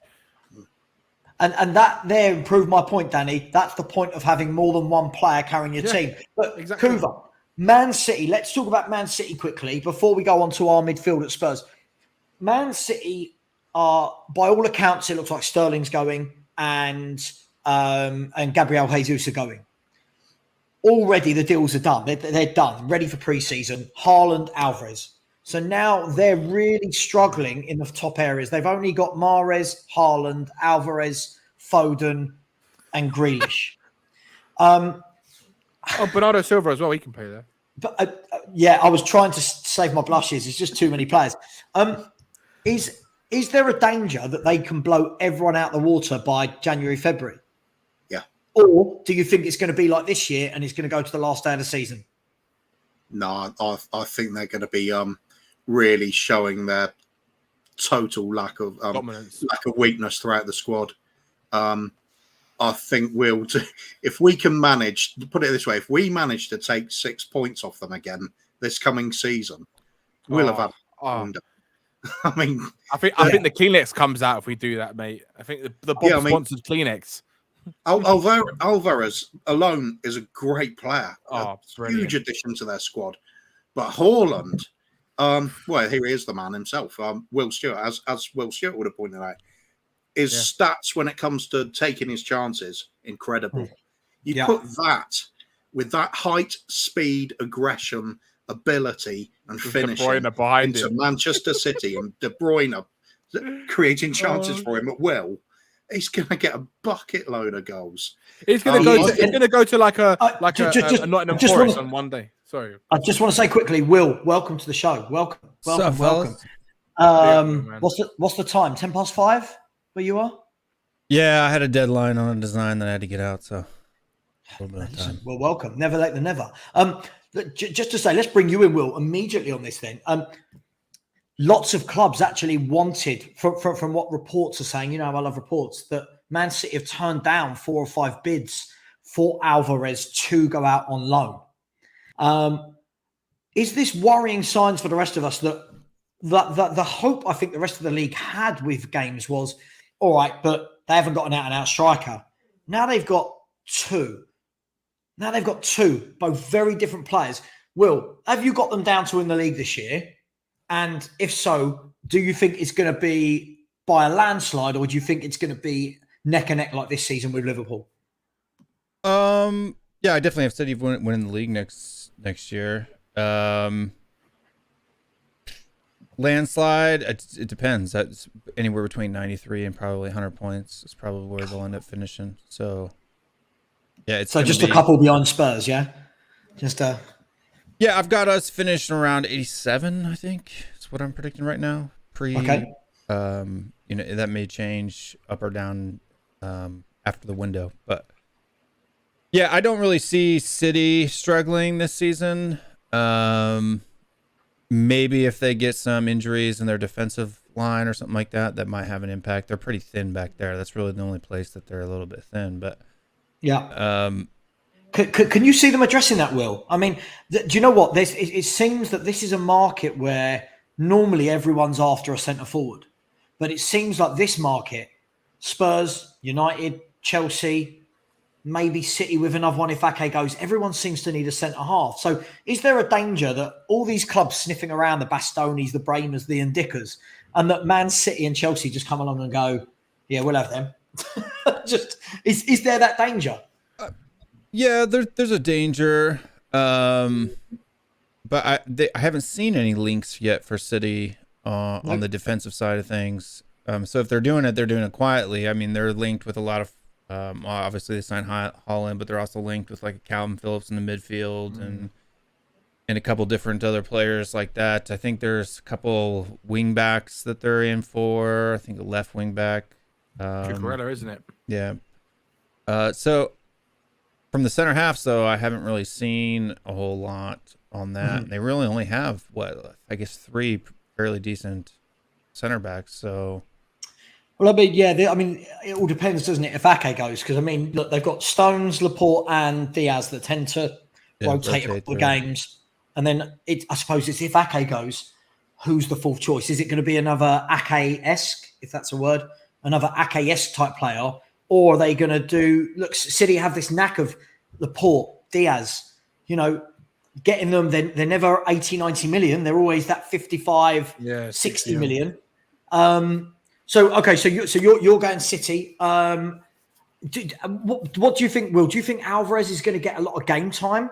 Is he going to be bedded in slowly by Pep, or do you think he's going to hit the ground running?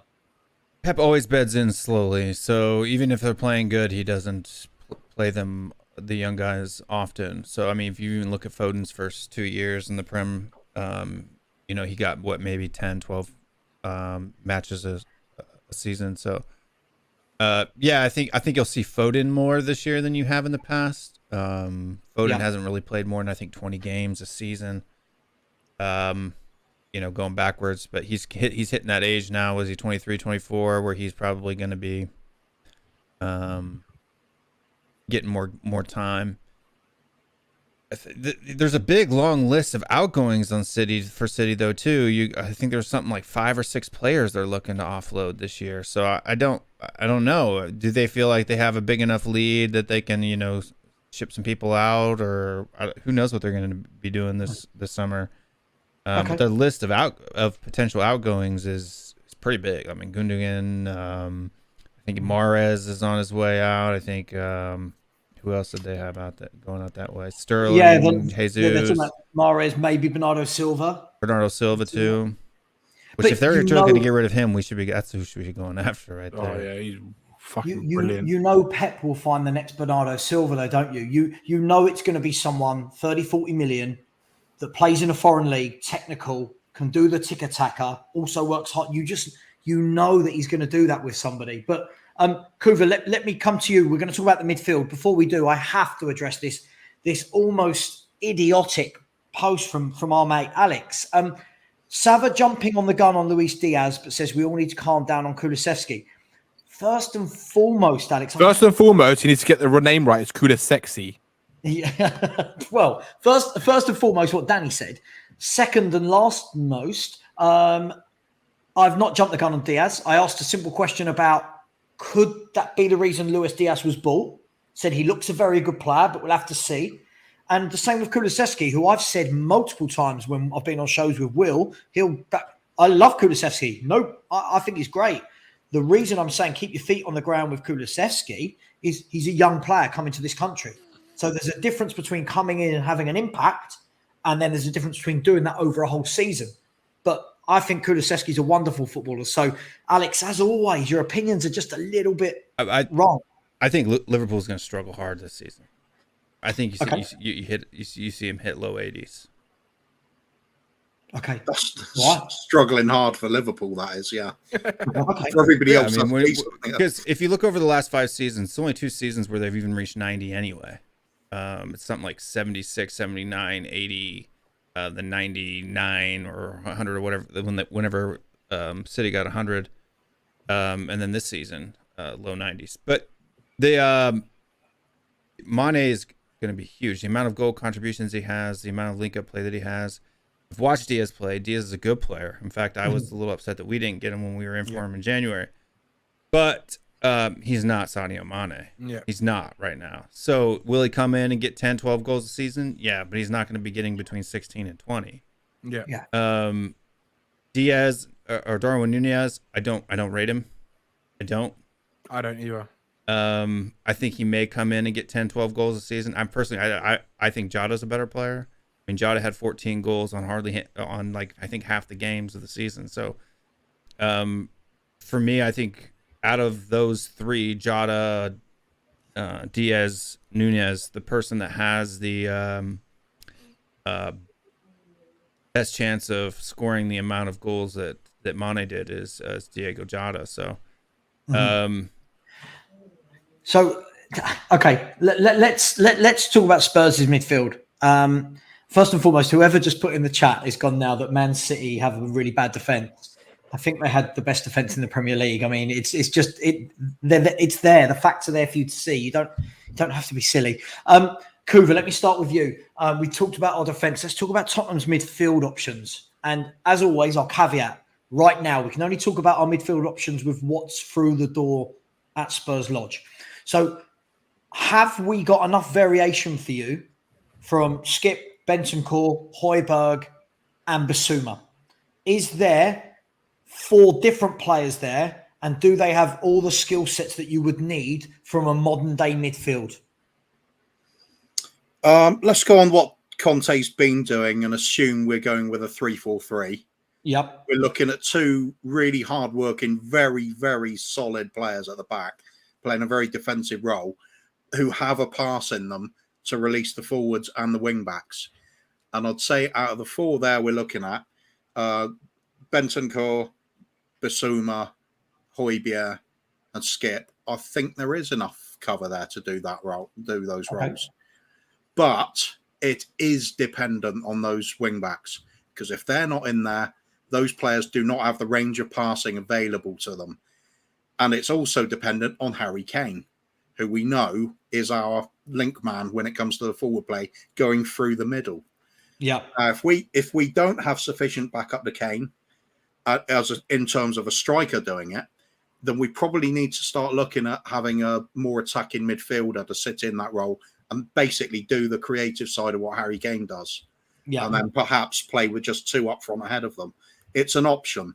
Having this core base of 4 that we've got at the moment, it gives us that solidity. There's a strength. There's a shape to the team taking there now. It allows us to build those attacking options. It's key to everything. Being strong in the middle at the back. If nothing can get through there, your flanks can attack. As all game, they can stay up there. Perisic, I'd love to see that. If we hardly see him back in our half, he's just bombing forward and terrorising the opponents. Perfect. If we get that going on the right-hand flank as well, Kane doing what he does best through the middle, the attack's going to be okay. You could also argue the likes of Skip, well, maybe not so much Skippy at the moment, possibly Skippy in the future. But if you've got in those sort of box-to-box type midfielders, bit of aggressive running, they can join the attack through the middle as well. Because, Bissouma, I'm not going to underestimate how good this Bissouma signing is. Yeah. He is the linchpin of that solidity at the back now. Getting a central defender to also give us some more rigidity at the back there and really shut the door on every other team. We're looking in good shape, I think. It's just those little icing on the cake or cherry on top of the sort of Eriksen type signing. I'm not convinced on Eriksen, but he kind of makes sense now. If we get in somebody just with that little bit of spark, a little bit of creative, the sort of unknown factor, the X factor, that's the difference between us finishing a sort of disappointing mid-70s sort of points tally and us finishing high 80s, as far as I'm concerned. I kind of concur with what Will's saying. I said earlier, I could see us pushing to try and get about 90 points. It's only 3 points off Will's sort of forecast. I think we're kind of on the same, kind of in the same ballpark there. Why not? Midfield sorted. It's the wing backs. That's the major thing right now for me. Okay. Let me come over to you then, Danny. First of all, Spurs Bird, last chance, mate. Last chance, and then I will block. I'm not going to read your messages out. Danny, are you on the same page as Kuva? Do you think there's anything else that needs to be added to that midfield, or are you on the same page? I'd like to say I'm completely different ideas from what Kuva is saying. I mean, slightly a little bit, but most of the stuff he said, I'm pretty much on the same page.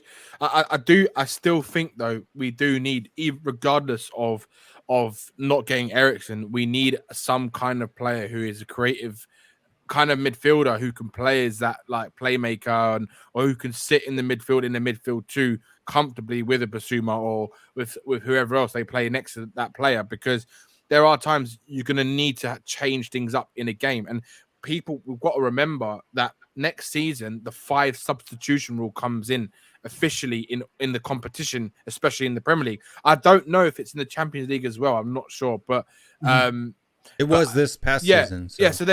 So you've got 5 substitutions then in the Champions League, 5 substitutions in the Premier League.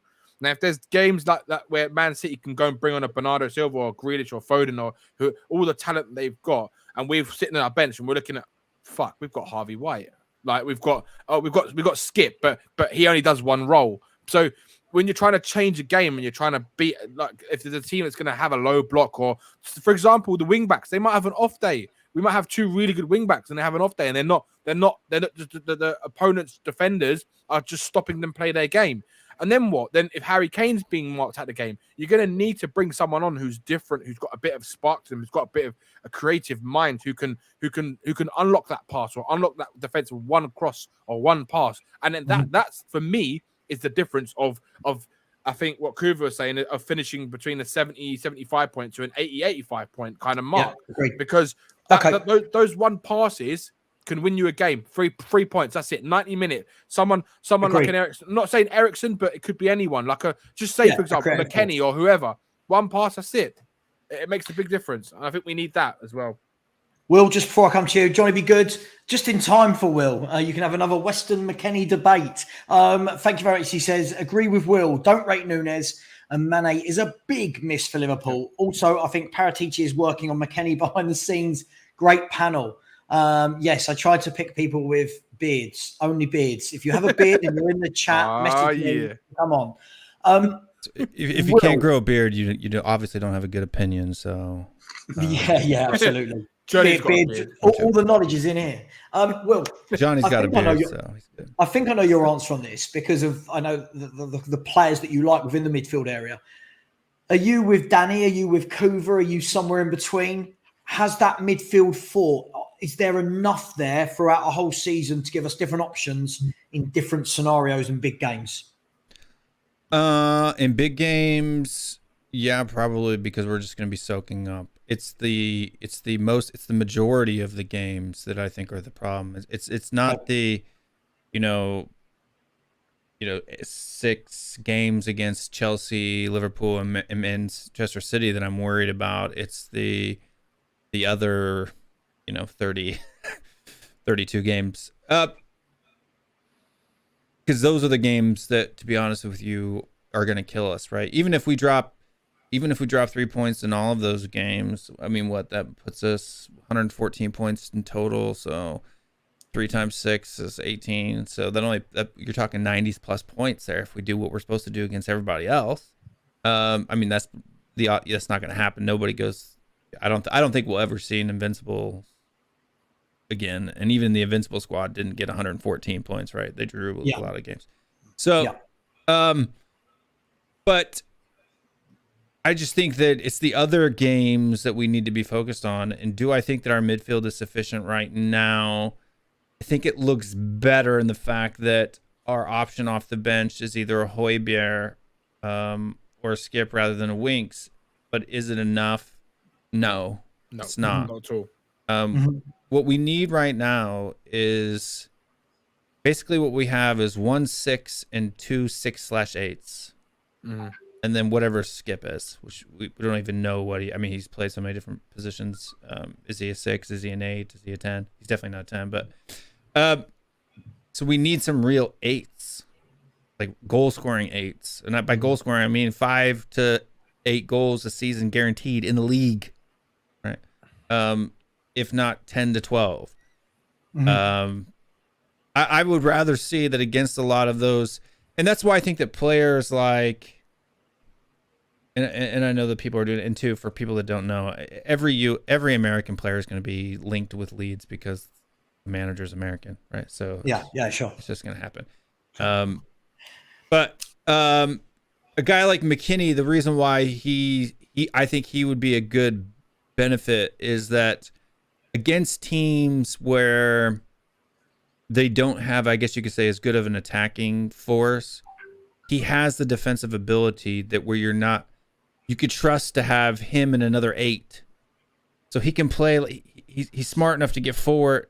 It's almost like having 2 Bentancurs in the midfield, I guess you could say, or a Bentancur and somebody a little bit more attacking. But to be honest with me, right now, I think we ought to go and hijack that Tielemans deal. It seems like Arsenal have cooled. They're losing interest. It seems to me like either Leicester doesn't want to let him go, or he wants to play. If he's gonna go, he wants to play in the Champions League. For me, he's a guy that season in, season out is hitting at least 7 goals a season. Yep. Far more competitive. If we were to go get 2 more, I'm just him for me would be a realistic one. Yeah. Who else? I love Tillemans. I think he'd be a great addition to that squad. I mean, Madison would be great, but I don't think they're going to let him go. But there's some other players too, out of different leagues and stuff like that. But we need somebody who can actually score goals from midfield, from outside the box, get into the box. I mean, look, if what we're doing is putting Basuma to play deep and having Højbjerg press in the box, unless you want to see a lot more headers like you had against Liverpool, I want to see that again. It can't happen, right? So I'd like to see somebody. So even McKinney and the only reason why I pushed for McKinney is him playing in a 6/8 role was scoring at least 4 to 5 games per season over in Juventus, plus a couple in the Champions League here and there. But the reason why I like McKinney is because he's one of those players who shouldn't be in the box, but he's always there because he just likes to get in there. He reads the game well and he sees a hole and he goes there. I don't care if it's McKinney or not, but I want somebody who's like that. I want to see, when was the last time you saw Bentancur and Højbjerg at the far post, heading goals in from crosses coming in from set? You don't see it, right? And I'm not talking set pieces. I'm talking about from open play. But if we're going to play a 3-5-2, then we need, a deep liar, a Brozovic or something like that. But we need more options. Yeah. Yeah. We need options. Okay, let's do some quick fire rounds then, guys. Let's talk about, and first of all, everybody get the likes. Let's get to 200 likes. It's much appreciated. No, McKinney is not a deep lying playmaker. Just stop with this deep lying playmaker. Learn what that is before you say it. It bothers me. I want to ask you guys, the rumors that seem to be going around a lot at the moment are centered around Rafinha and Jesus. It seems like it's really stepped up from all the reports that Leeds from a Rafinha aspect are talking to Arsenal, that Arsenal were talking to Man City about Jesus. Talk to me about these two players, guys. I mean, first and foremost, what do we make of Rafinha? Because for me, he's one of those that, and again, I hate this phrase, but on his day looks unplayable. Doesn't look to me like he's got the consistency, but could that be because he plays for Leeds? So let me start just a quick round robin. I'll start with you, Danny. Rafinha, are you entertaining that as a player for Spurs? I think out of the bunch, I think Rafinha for me is the one I would want purely because I think from his skill set, I think out of Rafinha, Jesus, Richarlison, I think he's the better player. I know that people have the argument that someone like Richarlison is more versatile, and you could say Jesus is more versatile as well. But for me, if you're going to go and get a Rafinha, then you have to go and get a striker as well. So it's going to cost more money. Whether or not Spurs are going to do that, is that realistic? I don't think they will. So I would want Rafinha more than the other two because he is a better player, right? I think if he plays in a better team, right? If he plays with players like Kane, Son, your Bentancurs, your Basumas, I think he'll produce even better. I think probably Richarlison probably would as well.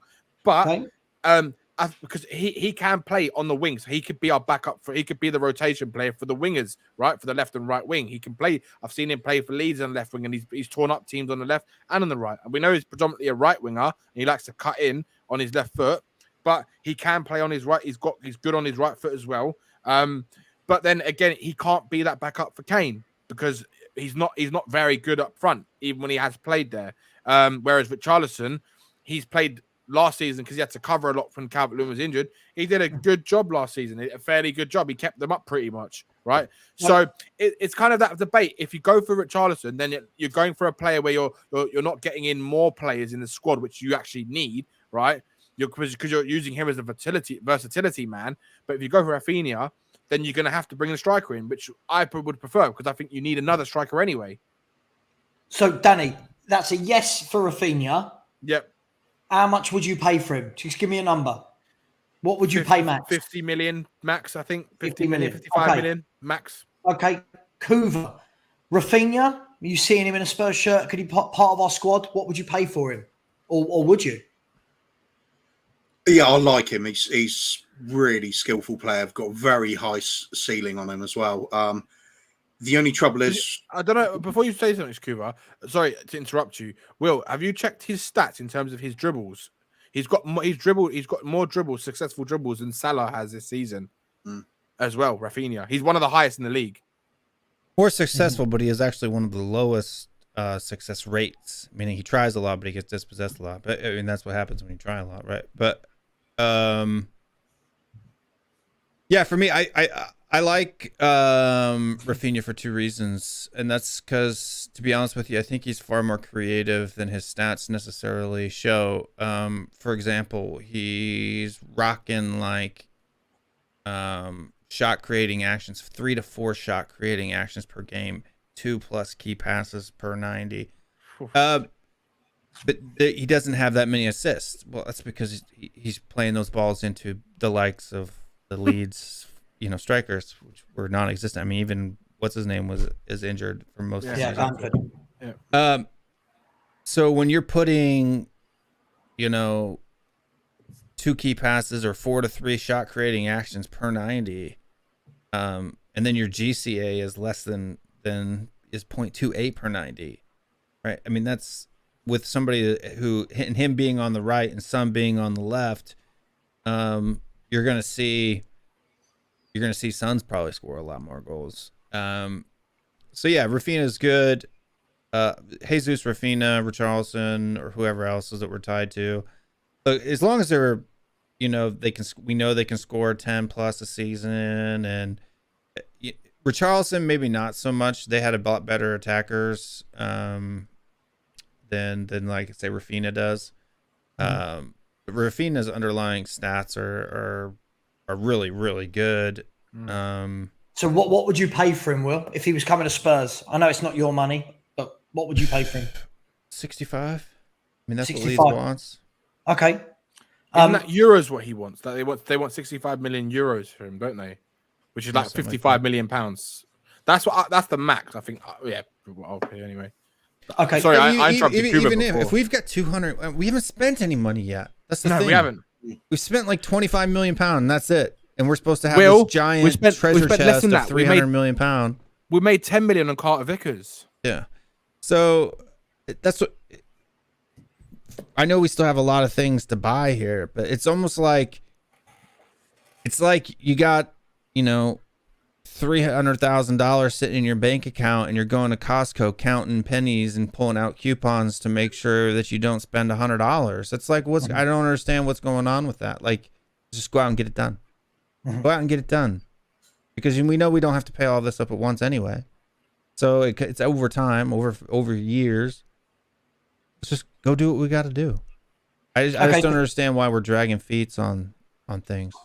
We're going to come to that in a minute, Will, by the way, the dragging feet part. Kuva, by the way, you guys all good for time? Are you okay? Yeah. Dan, you haven't had the text yet telling you to jump off the screen? Mate, no, she's gone home, mate, so it's all good. Oh, okay, you're good. She's flying. She's gone back. She's on her way home to her house now, so it's all good. Fair enough. Kuva, okay, so these guys, they're going big. They're spending 50-60 million pounds on Rafinha. Does he work in our? I mean, look, I'm just asking the questions. Does he work in our squad? Are you spending 60 million of our hard-earned Daniel Levy pounds on him? Yeah. You always get very defensive when you're about to ask me a question. I don't know. Am I going to buy it or something? Remember, we spent 35 million pound on Kulusevski. True. He's a quality player, is Rafinha.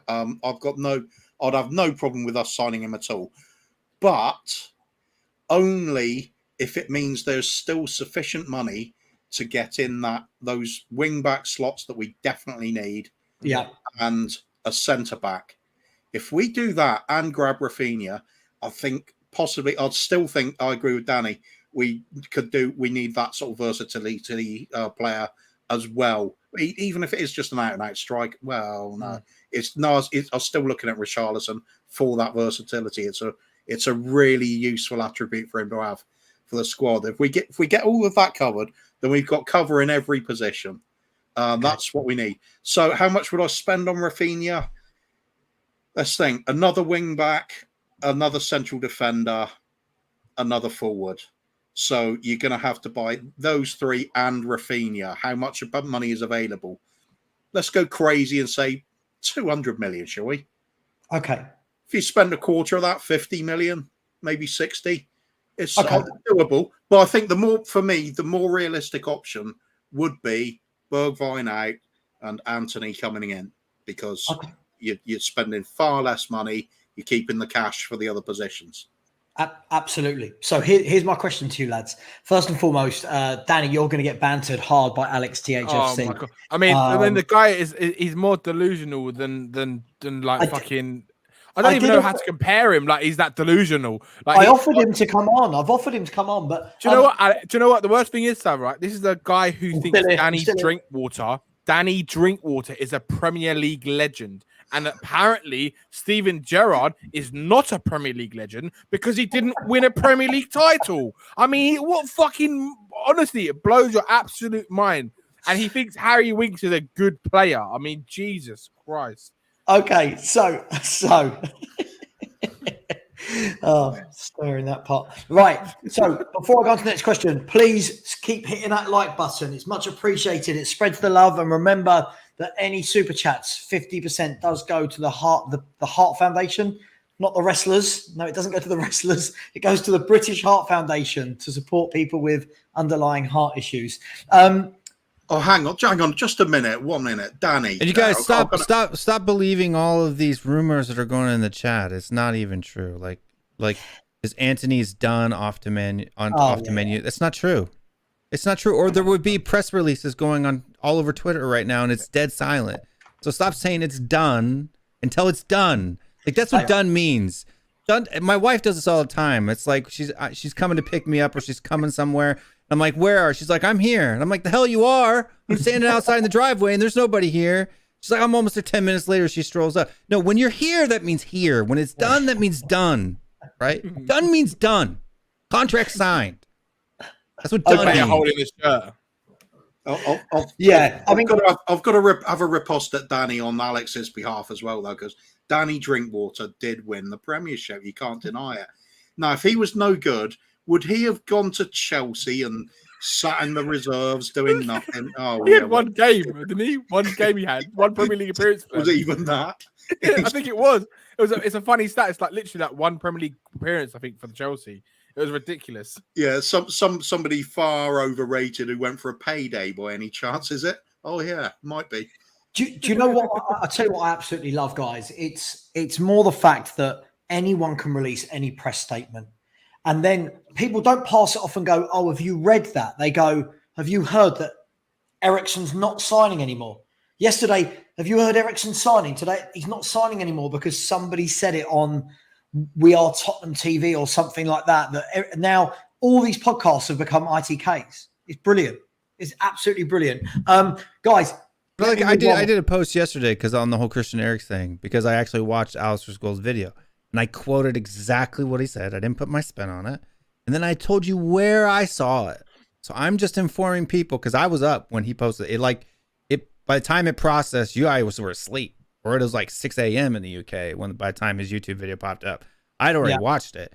So, I mean, by the time you guys were waking up, I already posted twice about his opinions on Christian Eriksen from the day before or whatever. But I tell you where I get it from. It's not my opinion. It's just boom. I'm just letting people know. That's fine. I don't have a problem with people putting out crap like that, but some people just put out so much crap it's not even funny. And like people are like, oh, Arsenal agreed terms with Lee. Yeah, a long time ago. But the problem is Rafinha doesn't want to go to Arsenal. He wants to go to Barcelona. Mm-hmm. Like he said it himself. I mean, it's been reported over and over and over and over again, right? He wants to go to Barcelona. Barcelona can't afford to sign him right now. So until he knows that deal's done, he's not going anywhere. Right. And he would rather play in the Champions League. Like there's all of these things. He has come out himself with the words out of his own mouth. Yep. Right. Barcelona is where I want to go. Right. Okay. Or Champions League football. That's what he's pretty much. Let me get this super chatting, guys, and then I want to ask a question. So just quickly, I'm going to ask everyone to give me a quick answer on this, otherwise we'll be here all day. Okay. Tim Man 007, welcome. I've seen you a lot on other people's chats, so thank you for the super chat. It is my debut tonight with super chatting, so that's lovely.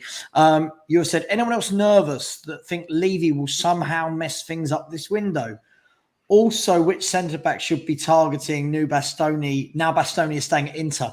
Now, I think what was very telling was as I was reading that, I think I was reading, but I could just see in my screen everyone's head kind of nodding about Levy messing up this window. This is my worry every window, Tim Man, because as Kuva alluded to at the beginning of the show, Spurs are the masters of PR releases. Yep. We released the statement about there's going to be this much money at the right time, just at the right time. I mean, Savva, we're the only team to release a statement about signing a player. Like, we are about to sign a player.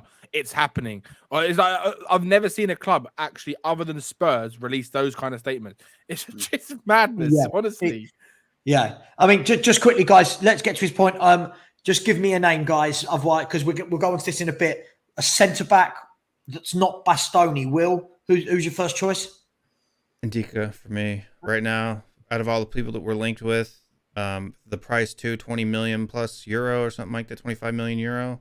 No brainer for that price. No brainer. Yeah, if you're gonna go spend, like, do I think like Grimaldi or somebody like that, or however you pronounce his name, is better? Maybe a little bit, but 80 million euro versus 25 million euro, I don't think there's that big of a difference. I don't think there's a 16 million euro difference between the two players. Pau Torres, nah, I'd take Ndika over Pau Torres. Yeah, so all day long. And he's going to cost what, 45? So no, I'm all about like Basuma at 25. It was a no-brainer, dude. That price, heck yeah, get him in, right? 25. Yep.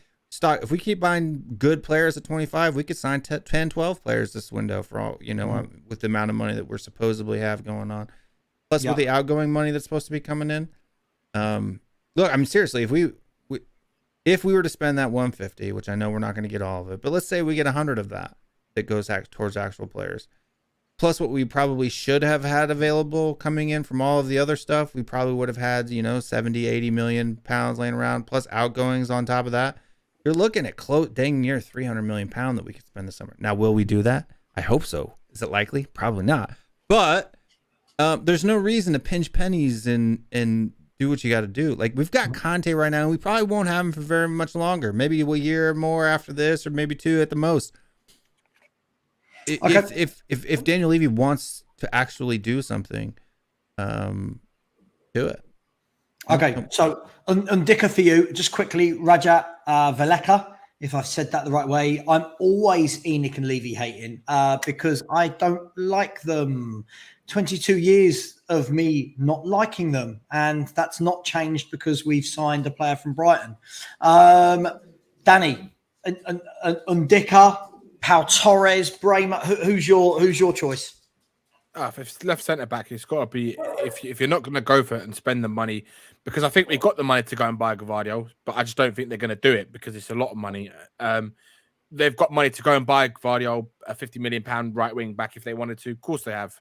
They're not going to do it. So Ndika, it's a kind of, like Will said, it's a no-brainer. At £19 million, it should be done already. Oh, 100%. He should already be wearing a Spurs at that price. You're at that price. You're getting one of the best left-sided centre backs around, right? Who's young, who's a big guy as well. He's 6'3", 6'4". He's a powerful player. He might not be so good on the technicals. Fast. Yeah, no, he's good, very technical. He dribbles through the midfield like he is good. He is good. I think for £19 million, it is an absolute no-brainer because it, like Will said, it gives you the money to go and spend elsewhere. You go buy Hakimi.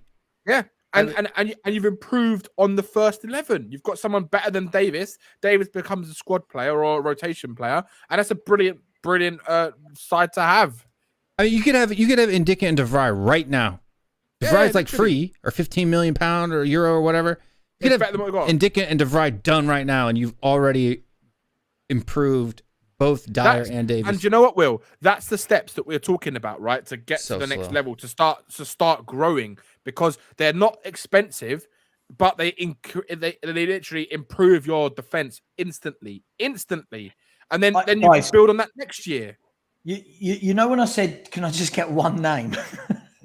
It's just gone on. I've got a question I want to ask Kuva just quickly. Can you give me one name, Kuva, for a centre half, just quickly? Right, let's start. No, I'm going to go with Ndaka as well. He literally ticks every box we're looking for. Agreed. He is exactly in the Bastoni mold. And I think he can go on to become a major player in on the European stage. He's already looking a quality player. He was way ahead of anything West Ham had in their semi-final. He's a absolutely different class. As Will said, at that kind of price, why is he not already signed? We should just grab him. It'll give us that allows the kind of money where you can start really going for it and just get the center of the back three as well. If we can't get what's the Brazilian? If we can't get Bremer, get someone like Botman. He also does a great job there, and he's got a huge amount of height. Can we park this point? I've got one question, and then this is a point I really want to bring up. Is about Paratici's tactics, whether it's a pro or a con. So I just want to quickly say, someone from the Cheese Room podcast has come on saying, former cheeseheads, but I appreciate you guys, and there's a good reason why I left the podcast. Anyway, if we were to opt for a swap, would you prefer Anthony or Lissandro M in a part exchange? I'm going to answer that question in a minute, but Aram, you're more than welcome. Sorry you had to be a part of that, and you're always welcome to tune into any of us and watch. Guys, my question to you, which I really wanted to get at, and any one of you can go first, is all this talk of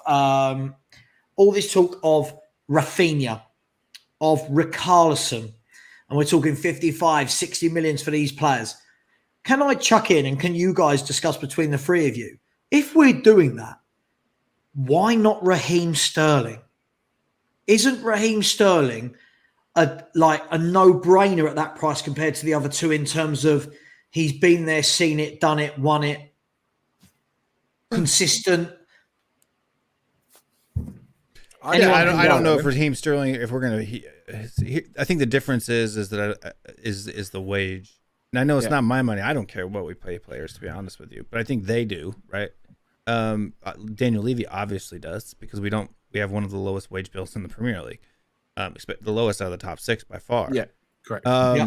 So for them, I think those are going to be, and in fact, I heard that's the reason why the Eriksen deal broke down, right? Is all of a sudden he came back and wanted the same wages as Kane and guaranteed like 50%. The agent did. Wasn't Eriksen? The agent changed the agent terms of the deal, apparently. But for me, so that would be the only reason why we wouldn't. But as far as quality, if we're just looking at the player, then yeah, but it should be done.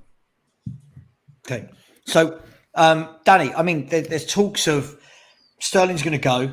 I think by all intents and purposes, I think he's at that stage in his career now where he's done it all at Man City. Pep doesn't ever seem to keep players for forever. 60 million people are talking about. Is he better than Rafinha? Is he better than Richarlison? It's hard to say because he's played in a team with so many world-class players. Like when he scored the goals that he scored, a lot of the goals, it's always because he's put on a plate by a lot of the other players around him. He's always there to do the tap in or something like that. Is he going to get that like a Tottenham? Not as much as a Man City. And also, yeah, I think he'd be a great player. I think it'd be a good signing.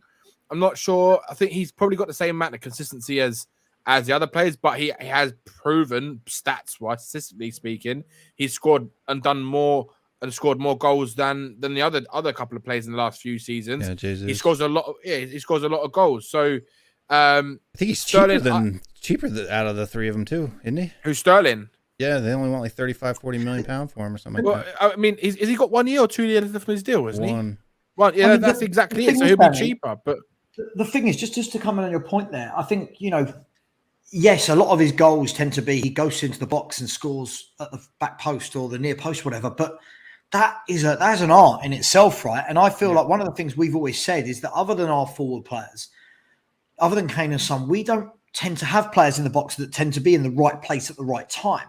And I just feel like if you've now got a forward five of Perisic, Kane, Son, Kulusevski and Sterling, now you're starting to get those levels of options throughout all the competitions where some games you need a Sterling, you need that pace in behind.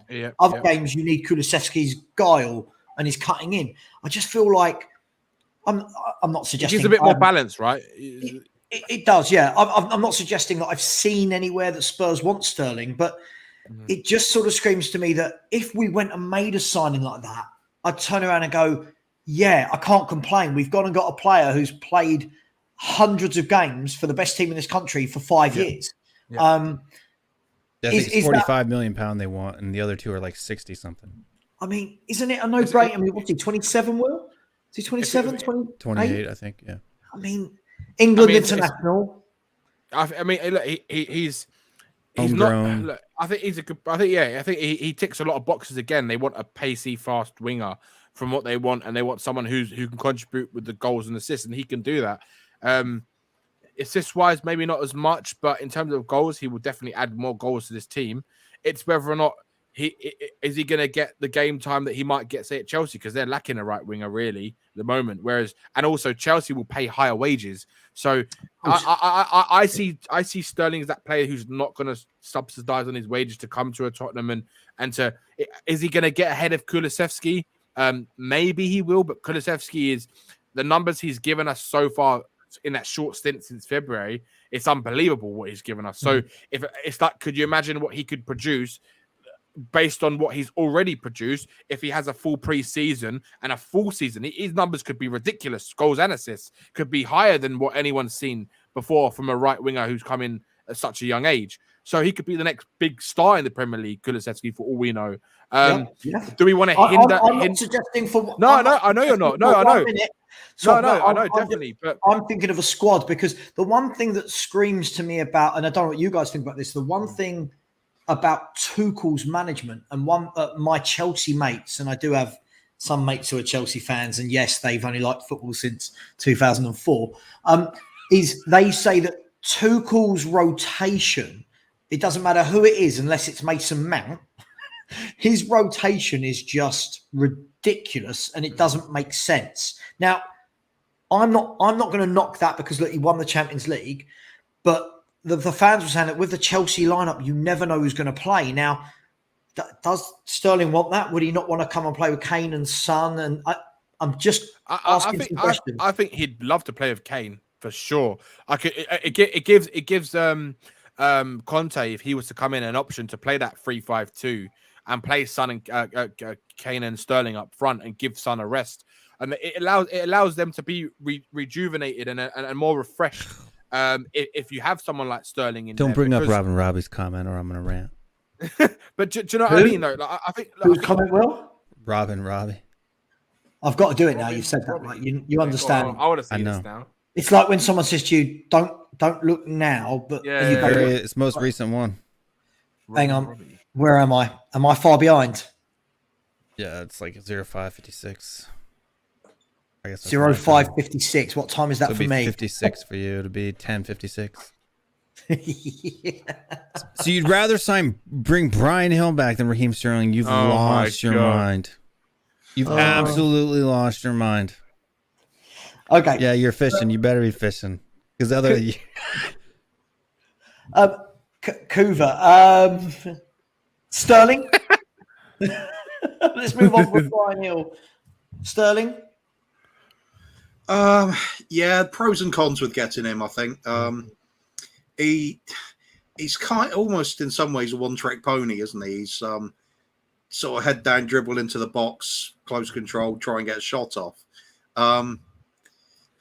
But made me a bit harsh on him there. There's other options. Like, again, I'm saying about versatility. He's not really that versatile, but he does have that little bit of an X factor to his game, doesn't he?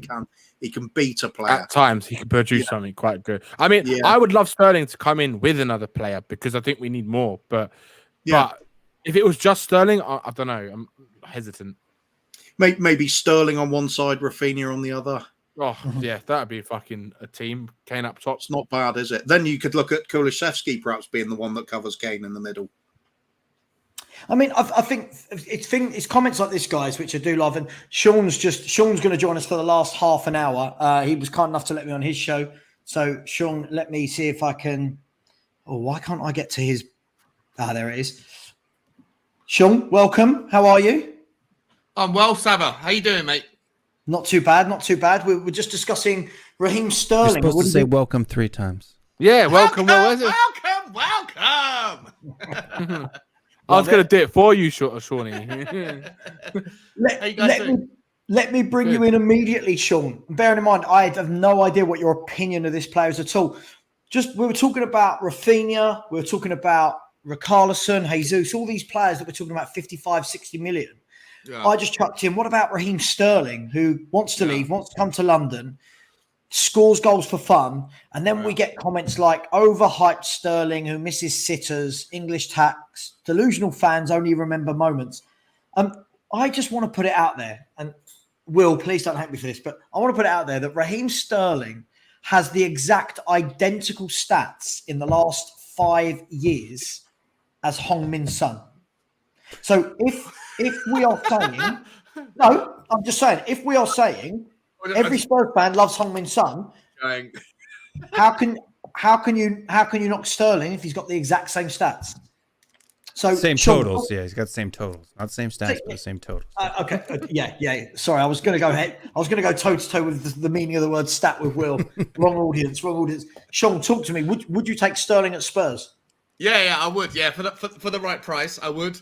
I would take Richarlison for the right price. The right price for me is not 60 million. The right price for Richarlison is not 65 million. The right price for Sterling is not, I don't know, whatever the price is. I saw someone in the comments saying 40 million. I'd probably do that. 45 million is what I've seen the latest Fabrizio comment of Chelsea.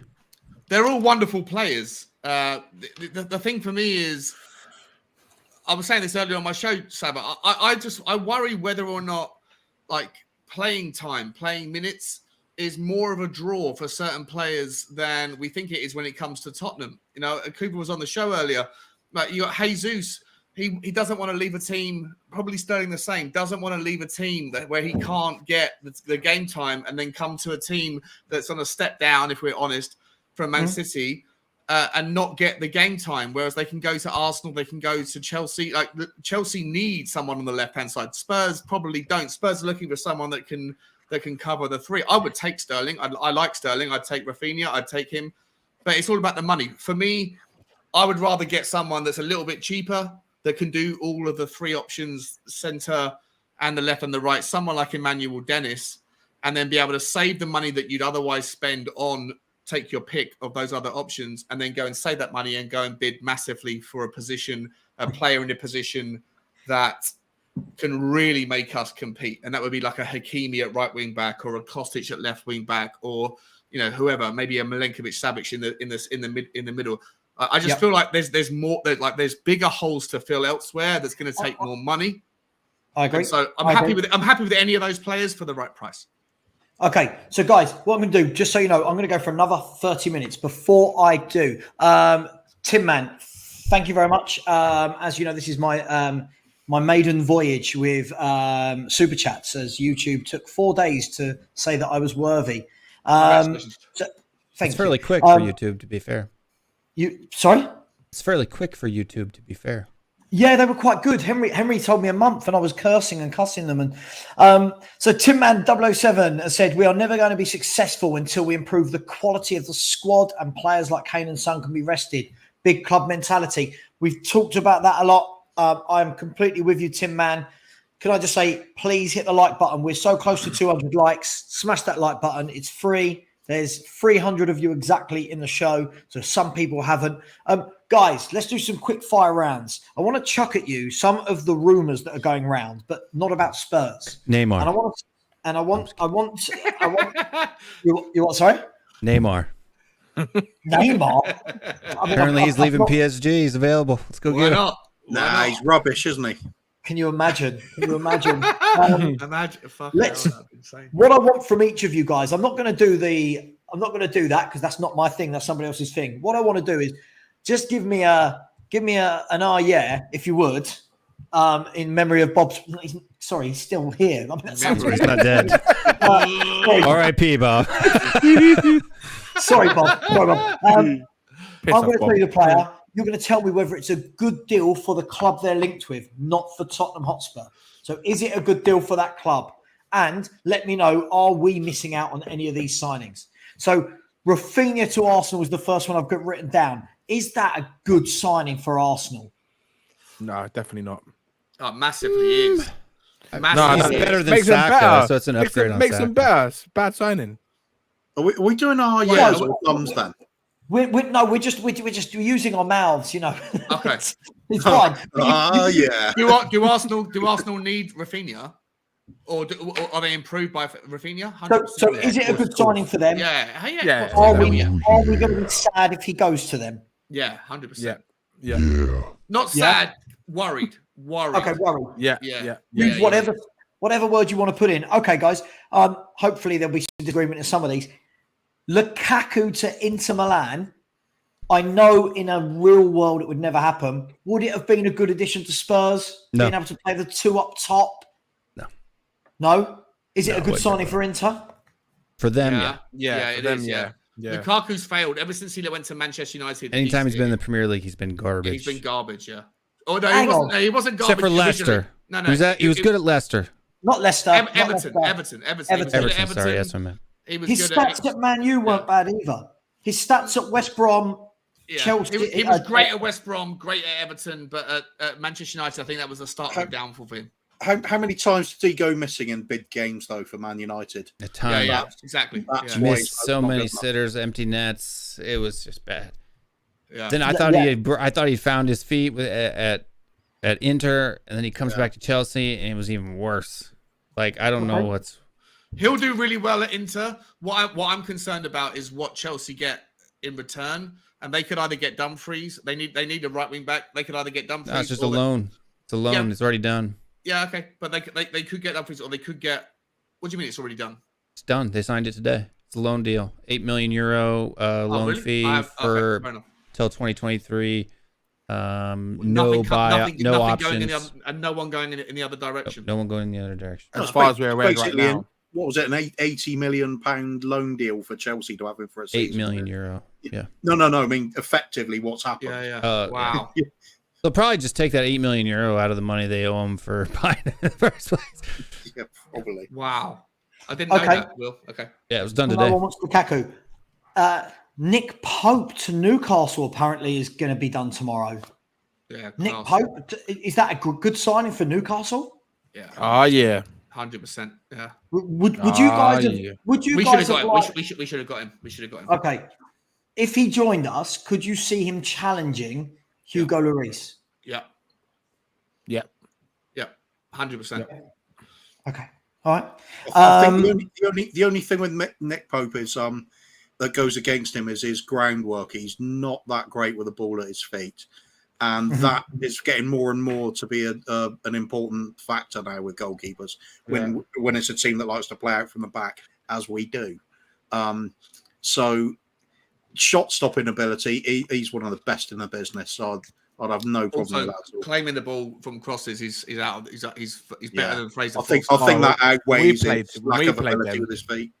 When we played them at the end of the season, some of the saves he was making. I remember one of the saves, he just literally punched it out as if it's like fuck you sort of thing. It was like ridiculous. Yeah, I remember that as well. It was beautiful. I was like, nah, how did he just do? He just took the piss. Like I think Sonny hit it, and he's just like, fuck you. He just fucking punched it out. I was like, nah, he's ridiculous. Nick Pope is the one that got away for Tottenham. I think I don't understand why we didn't go for him, but whatever, it is what it is. But yeah, he'll be great at Newcastle. Okay, next player. Not sure how we're going to act this one. Broja to West Ham is being talked about at 30 million. Now, for a second, think past Harry Kane. Just think in terms of young striker, looks good build, good time on loan. 30 million for West Ham for a team that don't have a striker other than Antonio. Any goods? I mean, it's okay. Decent signing for them. Yeah. He could get better next season. He's young. If he builds on that, it'll be a great signing for them. Yeah, he's a sort of mid-table nobody that fits West Ham.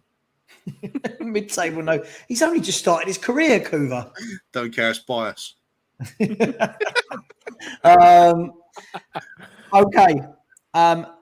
Mane to Bayern. It's a good signing for Bayern, yeah. Yeah, is that a good signing for Bayern Munich? And are we going to see the same sort of intensity with him out there that we've seen with him in a Liverpool team? Like, do I think that Mane is going to go out there and score as many goals as Lewandowski did? Probably not. But No. will he get 30 in the Bundesliga? Will he get 30 a season in all competitions? Yeah, I think he will. Yeah. Yeah. Would- And Bayern Munich got him for a good price. Like Liverpool dropped that price to make sure that he 35 didn't go million to a pounds. Premier League club. Yeah. Like, Okay. they're like, well, if you want to go, you're going to go, but you're not going to compete with us apart from the Champions League. Okay. Jesus to Arsenal. Good signing for them. Would it For be a them? miss for us? Yeah. For them, yeah. I mean, he's a squad player for us, right? So I think it's a decent signing for them. I don't think that he's ever gonna hit 25 goals a season as the main striker for. I just don't. He's not that type of player. he's better than Lacazette, not as good as Aubameyang. Yeah, Prime spot Aubameyang on. for them. Yeah, spot on. I think this season is going to be, or next season is going to be the season that defines him. Everyone, the jury is still out on this guy, whether or not he's a top class player. I'm not going to say world class, but a top class striker. And everyone, when he hasn't done it statistically for Man City, people are going, well, he's doing it for Man City. It's difficult to get the game time. Rotation, blah, blah, blah, blah. spread around of Sean, goals. It's Nobody gonna else go to scores Arsenal. goals for Arsenal. Sean, it tells you something that Pep Guardiola didn't have a recognized striker in the squad apart from him, and he still didn't play. Yeah. Still, No, he played Gundogan as a striker, and he scored 14 or 15 goals or something like that. Ridiculous, more than him, and he's a midfielder, central midfielder. I hear you, but Manchester City play a certain style Different of football, style, and it's yeah. going to be of massive. course, but It's going to be super interesting to see how Haaland fits in or Alvarez fits into the whole system. It's going to be an experiment. But for Jesus as a player, I feel like this season at Arsenal is going to define whether people go he's top class or he's actually just Guardiola was right about him. See, I think we'll do okay at Arsenal, but that's going to be a weird one because Haaland has got a Zlatan type mentality. He'll leave if Pep doesn't play. He'll leave. No, he'll be played. He'll be played, but whether he scores, whether Man City adopt, like it's just like right now it's up in the air whether or not Man City who adapts. Does he adapt to them or do they adapt to him? Like they're going to have to adapt to him. He'll leave. Yeah, I think it's worth noting as well, though, guys, that I've watched a lot of the German league, and one thing Haaland is very good at is dropping deep to join in with play and running from deep. So, look, again, Sean, I do agree with you, though. It's going to be, at the moment, City have always played all these 11 little guys that are all little tiki-taka, and they don't need a centre forward. Now, with the big guy, do they get him to drop deep? Does Pep just say, no, hang around in the box? Does he interchange? It's going to be interesting. It's going to be fascinating. He can play the tiki-taka as well. He's so good technically as well as he's physically built. He's fast. He's got everything, that kid. How long's his contract? Danny, how long's his contract? Is it 2 years? 5-year deal? Is it? Oh, was it 5 years? I thought it was short term. Haaland. I thought it was like a 3-year deal or It something. was a 4 or 5 year deal, I think it was. Was it? Okay. Let me check. Okay, so guys, for the last sort of 23 minutes, I wanted to talk to you about Paratici. Sorry, very quickly finishing off about Arsenal though. 5-year deal. 5-year deal. Those things like Jesus, Rafinha, if they do get them, I'm still not worried because the weakness with Arsenal is their midfield. It caves in the moment they're under pressure, and that does not solve it. This for me is a continuation of the Wenger years when he'd buy in talented young players with no real heart and desire to win the game in the midfield, and they'd get brushed aside. So I'm not worried. Nice football, no substance. They just bought Brian Hill's older brother for their midfield. They'll be fine. Fabio Pereira, He is the 5'6.5", 140 pounds. It's Brian Hill's older brother. He is Brian Hilera for sure. So I tell you what, just before we go to the question I wanted to ask, let's answer. Bob Spur is alive. Look, I did him a disservice. Let's talk about this just for a few minutes. And I know there's 5 of us in here, so we might have varying opinions. But he's saying, are we surprised about that there's not much talk on Maddison going anywhere? Not just Spurs, but anywhere. His stats last season were very good. And how much do you think he'd be worth? Now, this is a bloke that I've banged on about for years. I think this guy is, for me, the most unlucky player. And unfortunately, is a victim of Gareth Southgate being in charge of the England national team. Because I'd build an England team around this guy playing in the number 10. I'd pay 70 million for him. I'd stick him in a hole behind Kane and Son, and I'd let him dictate play. That's me. What do you guys think? Anyone? Fill your boots. What's going on? I think that's what Leicester want from him, isn't it? To get him out 70, 75 million. I think he'd be a brilliant player for us. I'm not sure he fits in a Conte system per se. If he plays that two in the midfield, but I would still want him in our team because I think you can find a way to fit him into your team if he plays, whether that's a 3-5-2 and he plays in front of the two holding midfielders, and you play two up top, like you said, Son and Kane up top, and then you have him behind or just in front of the two defensive midfielders. I think he'd be a brilliant player. I think he's got everything you want. He can score set pieces, long range shots outside the box, passing range, short and long. He's got everything, and he's English.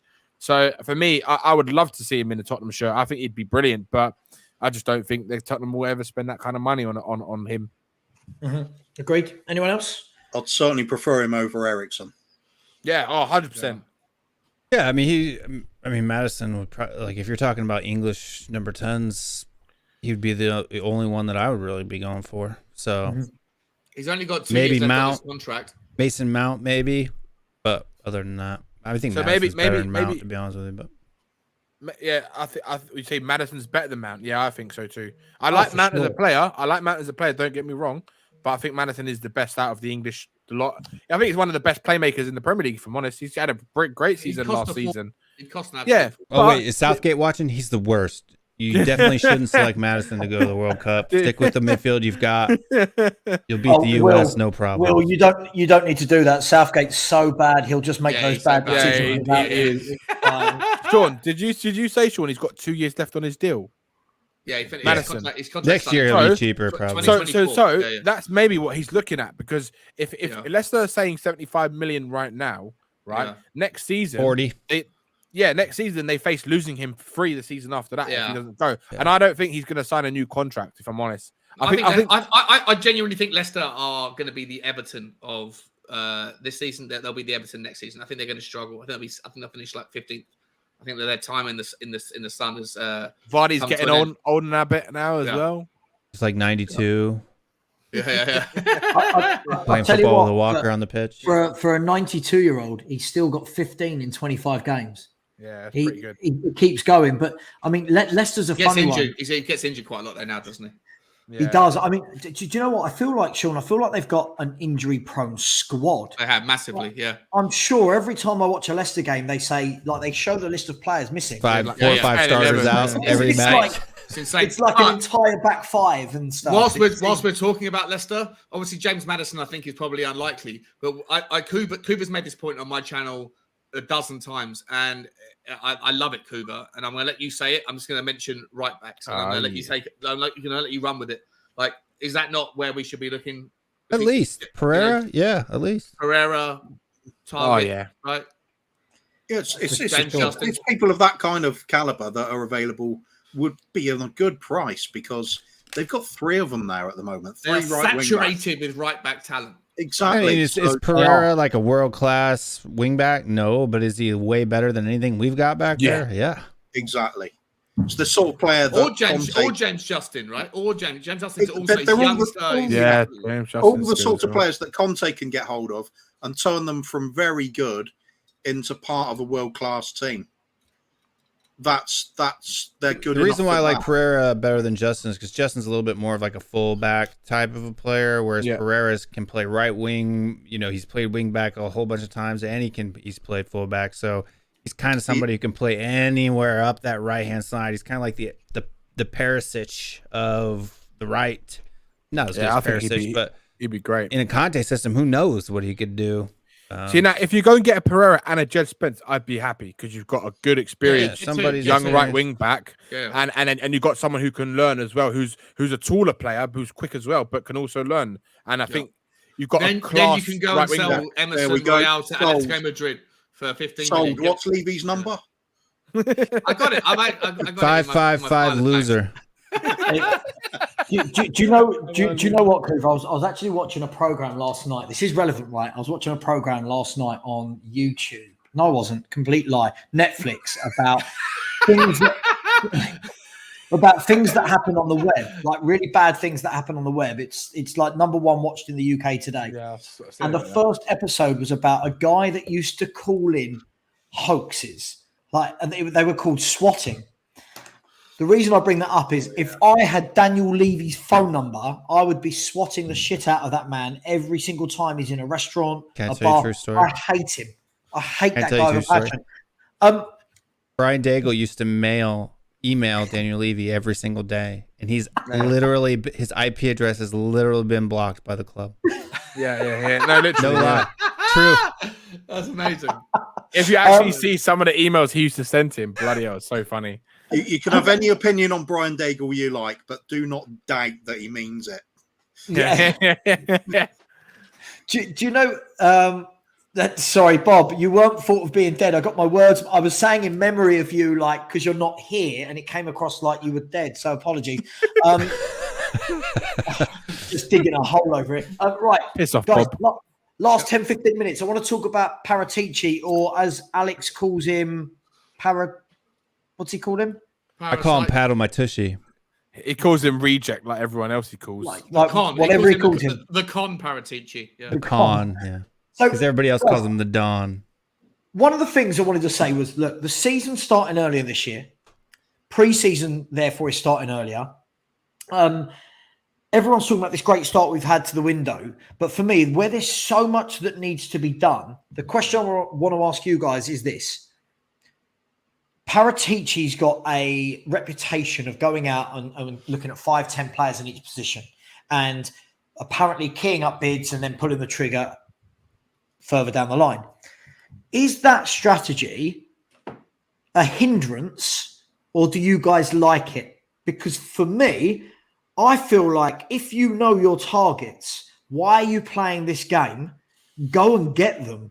Go and get them in. Take them to South Korea when we go on tour for pre-season. Is this going to be a hindrance to us moving forward, guys? I'll go first. I think it's I can 100% agree with you, mate. Like I said this back in January. I'm not someone that's ever been massively Levy out. I've been like Levy on the fence, or at least I've disagreed with the Levy out, the structure of the debate. But what I didn't like, I was terrified when I heard about this. Paratici's got this reputation of like basically spinning 19 plates at once.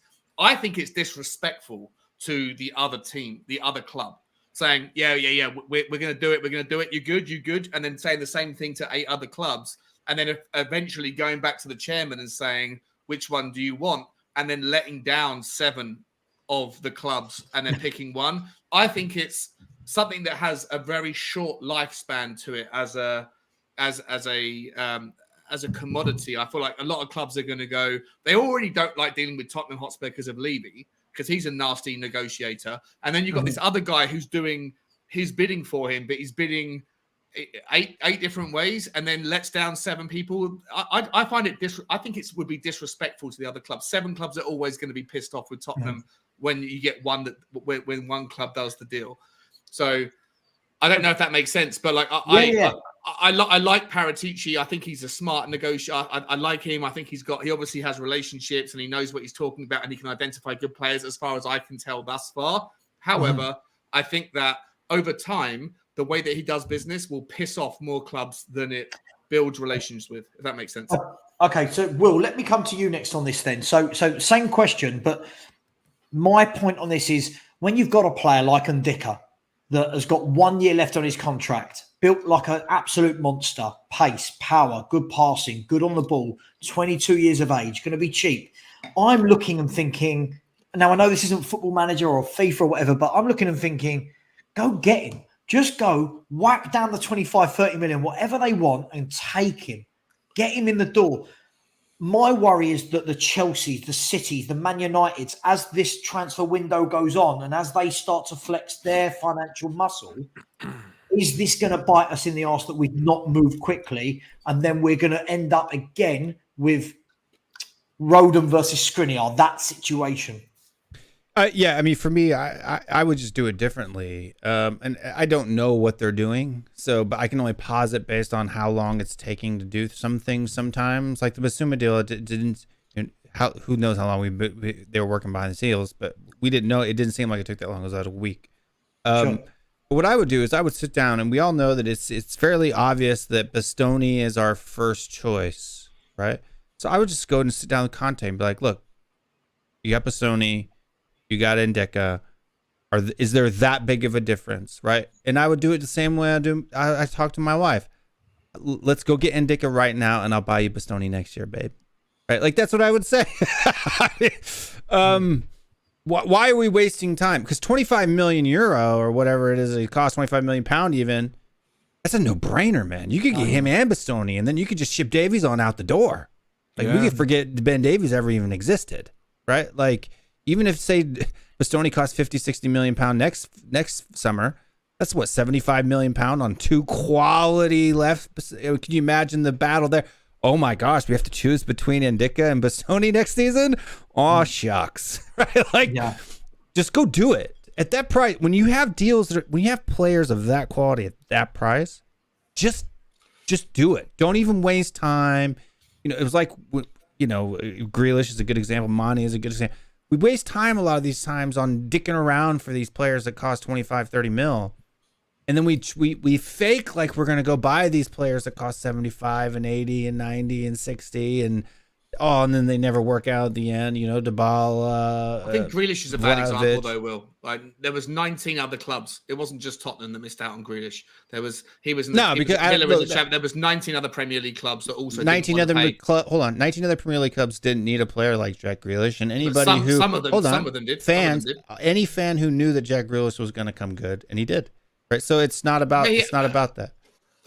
Okay, but you're playing Monday morning quarterback a little bit. Not Monday morning quarterback. Even then, at that time, we were saying as fans, but we should buy 19 other Premier League clubs didn't. I'm not concerned about the 19 other Premier League clubs. But it's a relevant factor. If you're going to critique, it's not relevant. It is relevant. It is relevant because a lot of people use that as an example as to critique Daniel Levy. And I always say there's 3 reasons why if you're going to critique Daniel Levy, I'm not someone who defends him or either way. I'm just saying, but for the purposes of if you're going to critique a chairman, you need to do 3 things. You need to figure out, first of all, understand what it is that his job is, and not many people do. 2 is compare and contrast him to other people that do his job. And 3 is if you want him out of the club, you need to find someone who is better, someone who is more reasonable and realistic. And most of the Levy out narrative don't argue that. And they do look to point to people like Bruno Fernandes and Jack Grealish as rationales as to why Daniel Levy failed.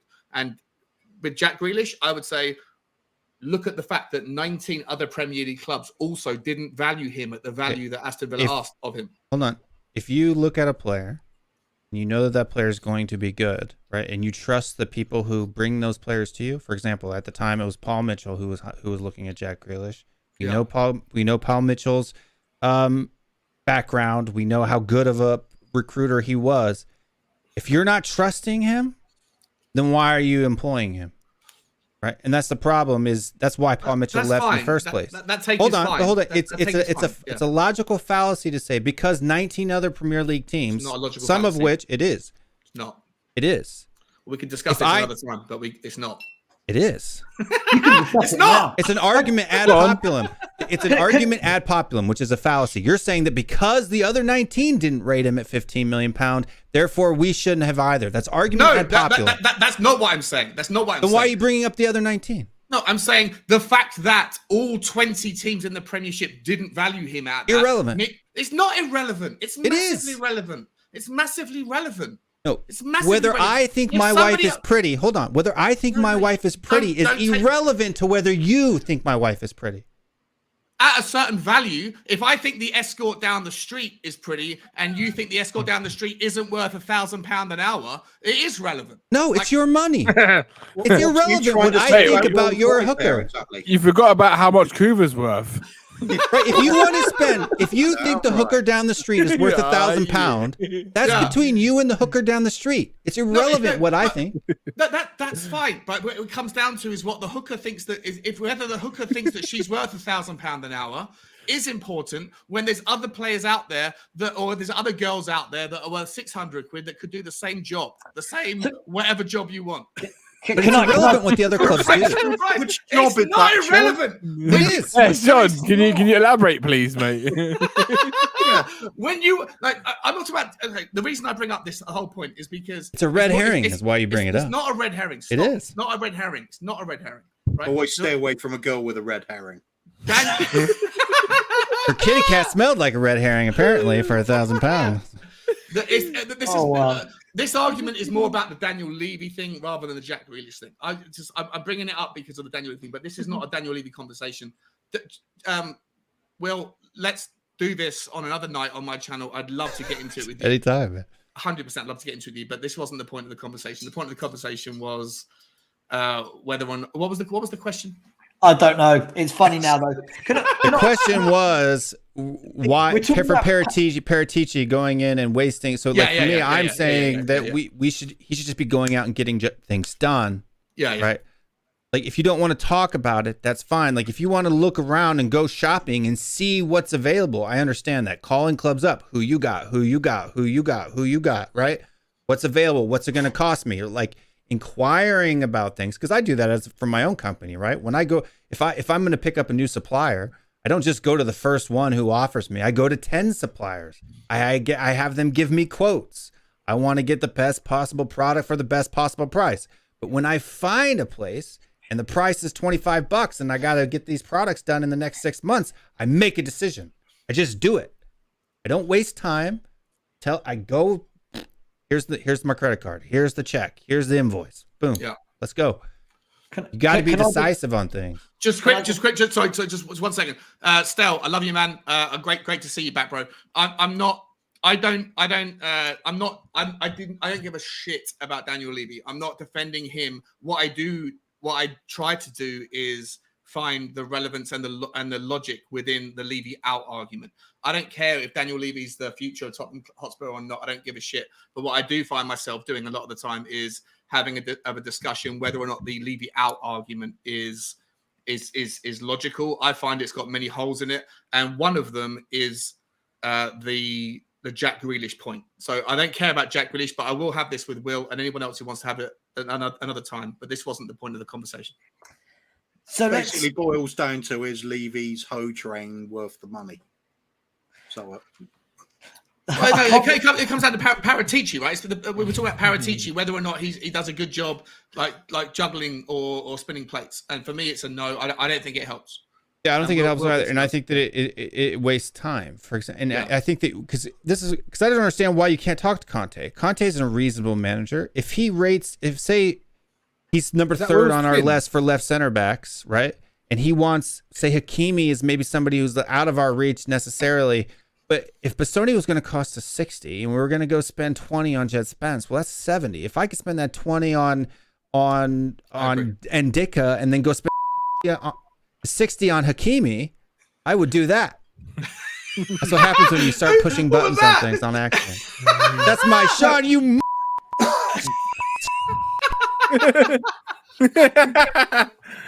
So guys, I love that.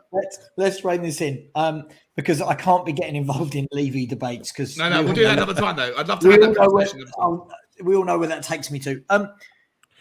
Let's look at this. So Bridzy is very keen to tell us, and has for a few messages, that are we deaf? Some of the transfers aren't open, so you have to waste time until they are open. I think we're past that stage, right, where there's deals going on all over world football now. I think the key thing is for me anyway, is I've got nothing against Spurs having a number of different targets in other different positions, but I don't want it to be to the detriment of our season again, where we bring in the players in the last 2 weeks or the last week, or even once the season started and just before the window closes, and then it's, oh, well, we can't play them for the first 4 games because they need to settle in. Before you know it, you're 10 games deep into the season and your signings haven't bedded in. I really, really thought we were going to hit the beginning of this window and really see 3 or 4 key players we needed ready to go to South Korea. Now, listen, I'll caveat this. I'll sit on the fence. There's still 2.5 weeks, right, until they fly, as far as I'm concerned. Someone might tell me a different date. So it might still happen, but that's my point to you, lads. Is anyone going against that. Does anyone think it doesn't matter at what time in the window players come in? Massively. Yeah, Massively, I think it yeah. makes a big difference. And that's what I'm saying. Like, why not go get Indic? And then if Bastoni comes available later on the window, go buy him too, and then sell Ben Davies at the end of the window. Like, yeah. you know, even if you only got 10 million for Ben Davies, you're cutting Indica's cost down to 15, right? And then you go sell Joe Roden too or something. You know, like less than that. Will Indica's apparently 25 million euros, about 19 million pounds. Yeah. Madness. We could send Ben Davies for 10 million pound to a Easy. I think we'd all agree that that's like making signings now before career matters. I'd even go as far as to say that I think we've got a better chance of beating Chelsea on the second game of the season because I don't believe that Chelsea will have done their business by that point. I think they're still in the whole kind of, you know, the Todd Bowler thing. He's trying to settle him down. They've just lost out on fired. He just sacked their right. I their think recruiter or whatever. 100%. I think Chelsea, it's the perfect time to play Chelsea as second because they've still got 3 weeks before their the transfer window finishes, and I think that's when they'll probably get their business done. But what I would say is, like, whilst we all agree that it's important that Tottenham try and get the work done, where I worry is whether Paratici is or Levy or somebody is saying, I'm speculating here, and I'd love to hear your opinion, is like before we sign somebody, we have to start to sell people. And whether like Ajax are dwindling on paying the 25 bar for Bergwijn, whether Lo Celso is not being like the value of Lo Celso isn't being matched by Villarreal, whether Everton or whoever it is that wants Winksy. I feel like that might be a stumbling block that we should talk about, but we need to figure out, you know, like we haven't sold anybody yet apart from Cameron Carter's-Vickers. And I think that maybe they might have assumed that we would have sold more than we have by now. I'll tell you what we'll do, lads, because I do want to wrap up in the next kind of 5 minutes. Sure, we will definitely, we can get this panel back on and we can have the Levy debate. I just want to quickly say thank you very much to, we're not going, got a couple more minutes, but thank you everyone in the chats. I'm free off of 1100. I've done 100 in 48 hours. So if anyone would be so kind to subscribe, that would be great. I want to pick on a comment that I've seen that I just always find is a very childish comment made to YouTubers. It's this. It's this ain't Football Manager, lads. No, I'm going to tell you what this is, Sam, right? I'm going to never played that game once in my life, by the way. I'll send it to you. Well, no, I've not got it. I built that game. I used to work for Sega. I was part of the team that built it back in like 2008. Anyway, sorry. Two ends of the spectrum there. Look, this is the thing for me, Sam. This is the thing for me. When fans like you turn around and say this ain't Football Manager, lads, we're not sitting here saying go and buy Mbappe. No one's dreaming of these silly signings. The point we're making is people like Paratici have, from when the January window shuts, they have from January how many days? 31 in January? 31st of January, I think. God, I'm going mad. Right the way through to when this summer window opens. Him, Conte, Levy, the scouts, the club, everybody involved, they are looking at their shortlist of who do we want? Who do you want to buy? Who are the 10, 15 players in each position? So why is it frowned upon when fans suggest that when the window opens, that we don't have to wait all the time until the end of the window? Yeah. I don't understand that when people say this isn't Football Manager. Yeah. No one said it is, but if we're a big club that we want to be, if we want to act like a top club, why can't we go to Frankfurt and go, how much to get this guy who's got one left on his contract? You want 35 million? Done. Spurs, and more importantly, you can do that. We did it with it's Basuma. A fan channel. It's a fan channel. Our job is to talk about this shit. Exactly. You know? Yeah, of course. You know what I mean? Absolutely, both of you. But Will, yes, we did do it with Basuma. But my point is just because we've done it with one doesn't mean we don't do it with a few. Right, but doing it with one means that it's possible to do, right? So it invalidates his point of this ain't Football Manager, lads, right? We can do it. It is possible. Clubs do it all the time. Yeah. I mean, Liverpool went in and bought Diaz in 2 days. Yeah. Right. You pay the money, you get the you get the girl. Yeah. Lads, if it's cool with you, I am gonna end it there before I completely burn myself out. I'm up at 4 tomorrow, which is fun. Wow. Yeah, and I'm quickly, Savva, 3 comments before Dave Raybold. Yeah. Oh, Will's twin. He's trying to steal my look. That's it. The reality is stranger than some of the games. That's if me and Cody had a baby. And I'm gonna end the show on this.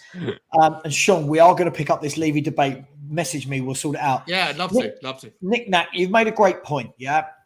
You've given us 20 league finishes under Daniel Levy since he took over. I've got no doubt about that.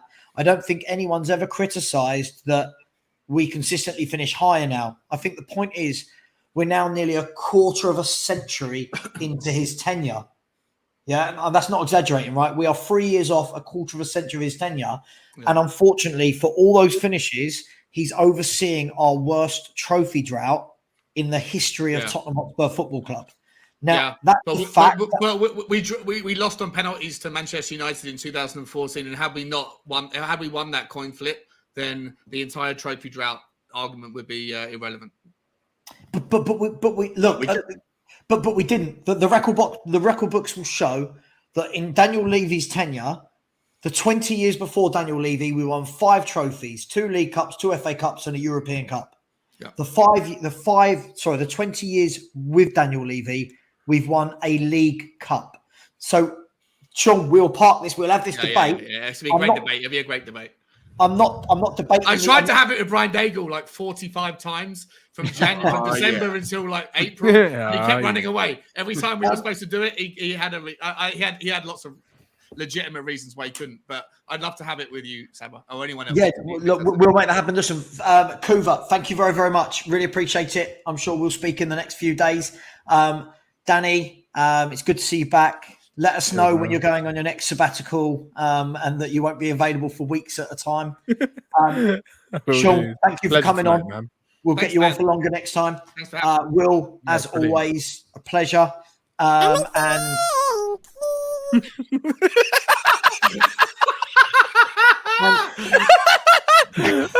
was that the noise of Daniel Levy after signing a big player, mate? Yeah. That's that, guys. First of all, thank you very much for everyone that gave me super chats. I'm really, really happy with how everything's gone tonight. Thank you very much. Take care, everyone, and I'll see you all soon. Bye. Take care, everyone. Bye-bye. Bye-bye. Conte we trust. Levy. In Levy we don't.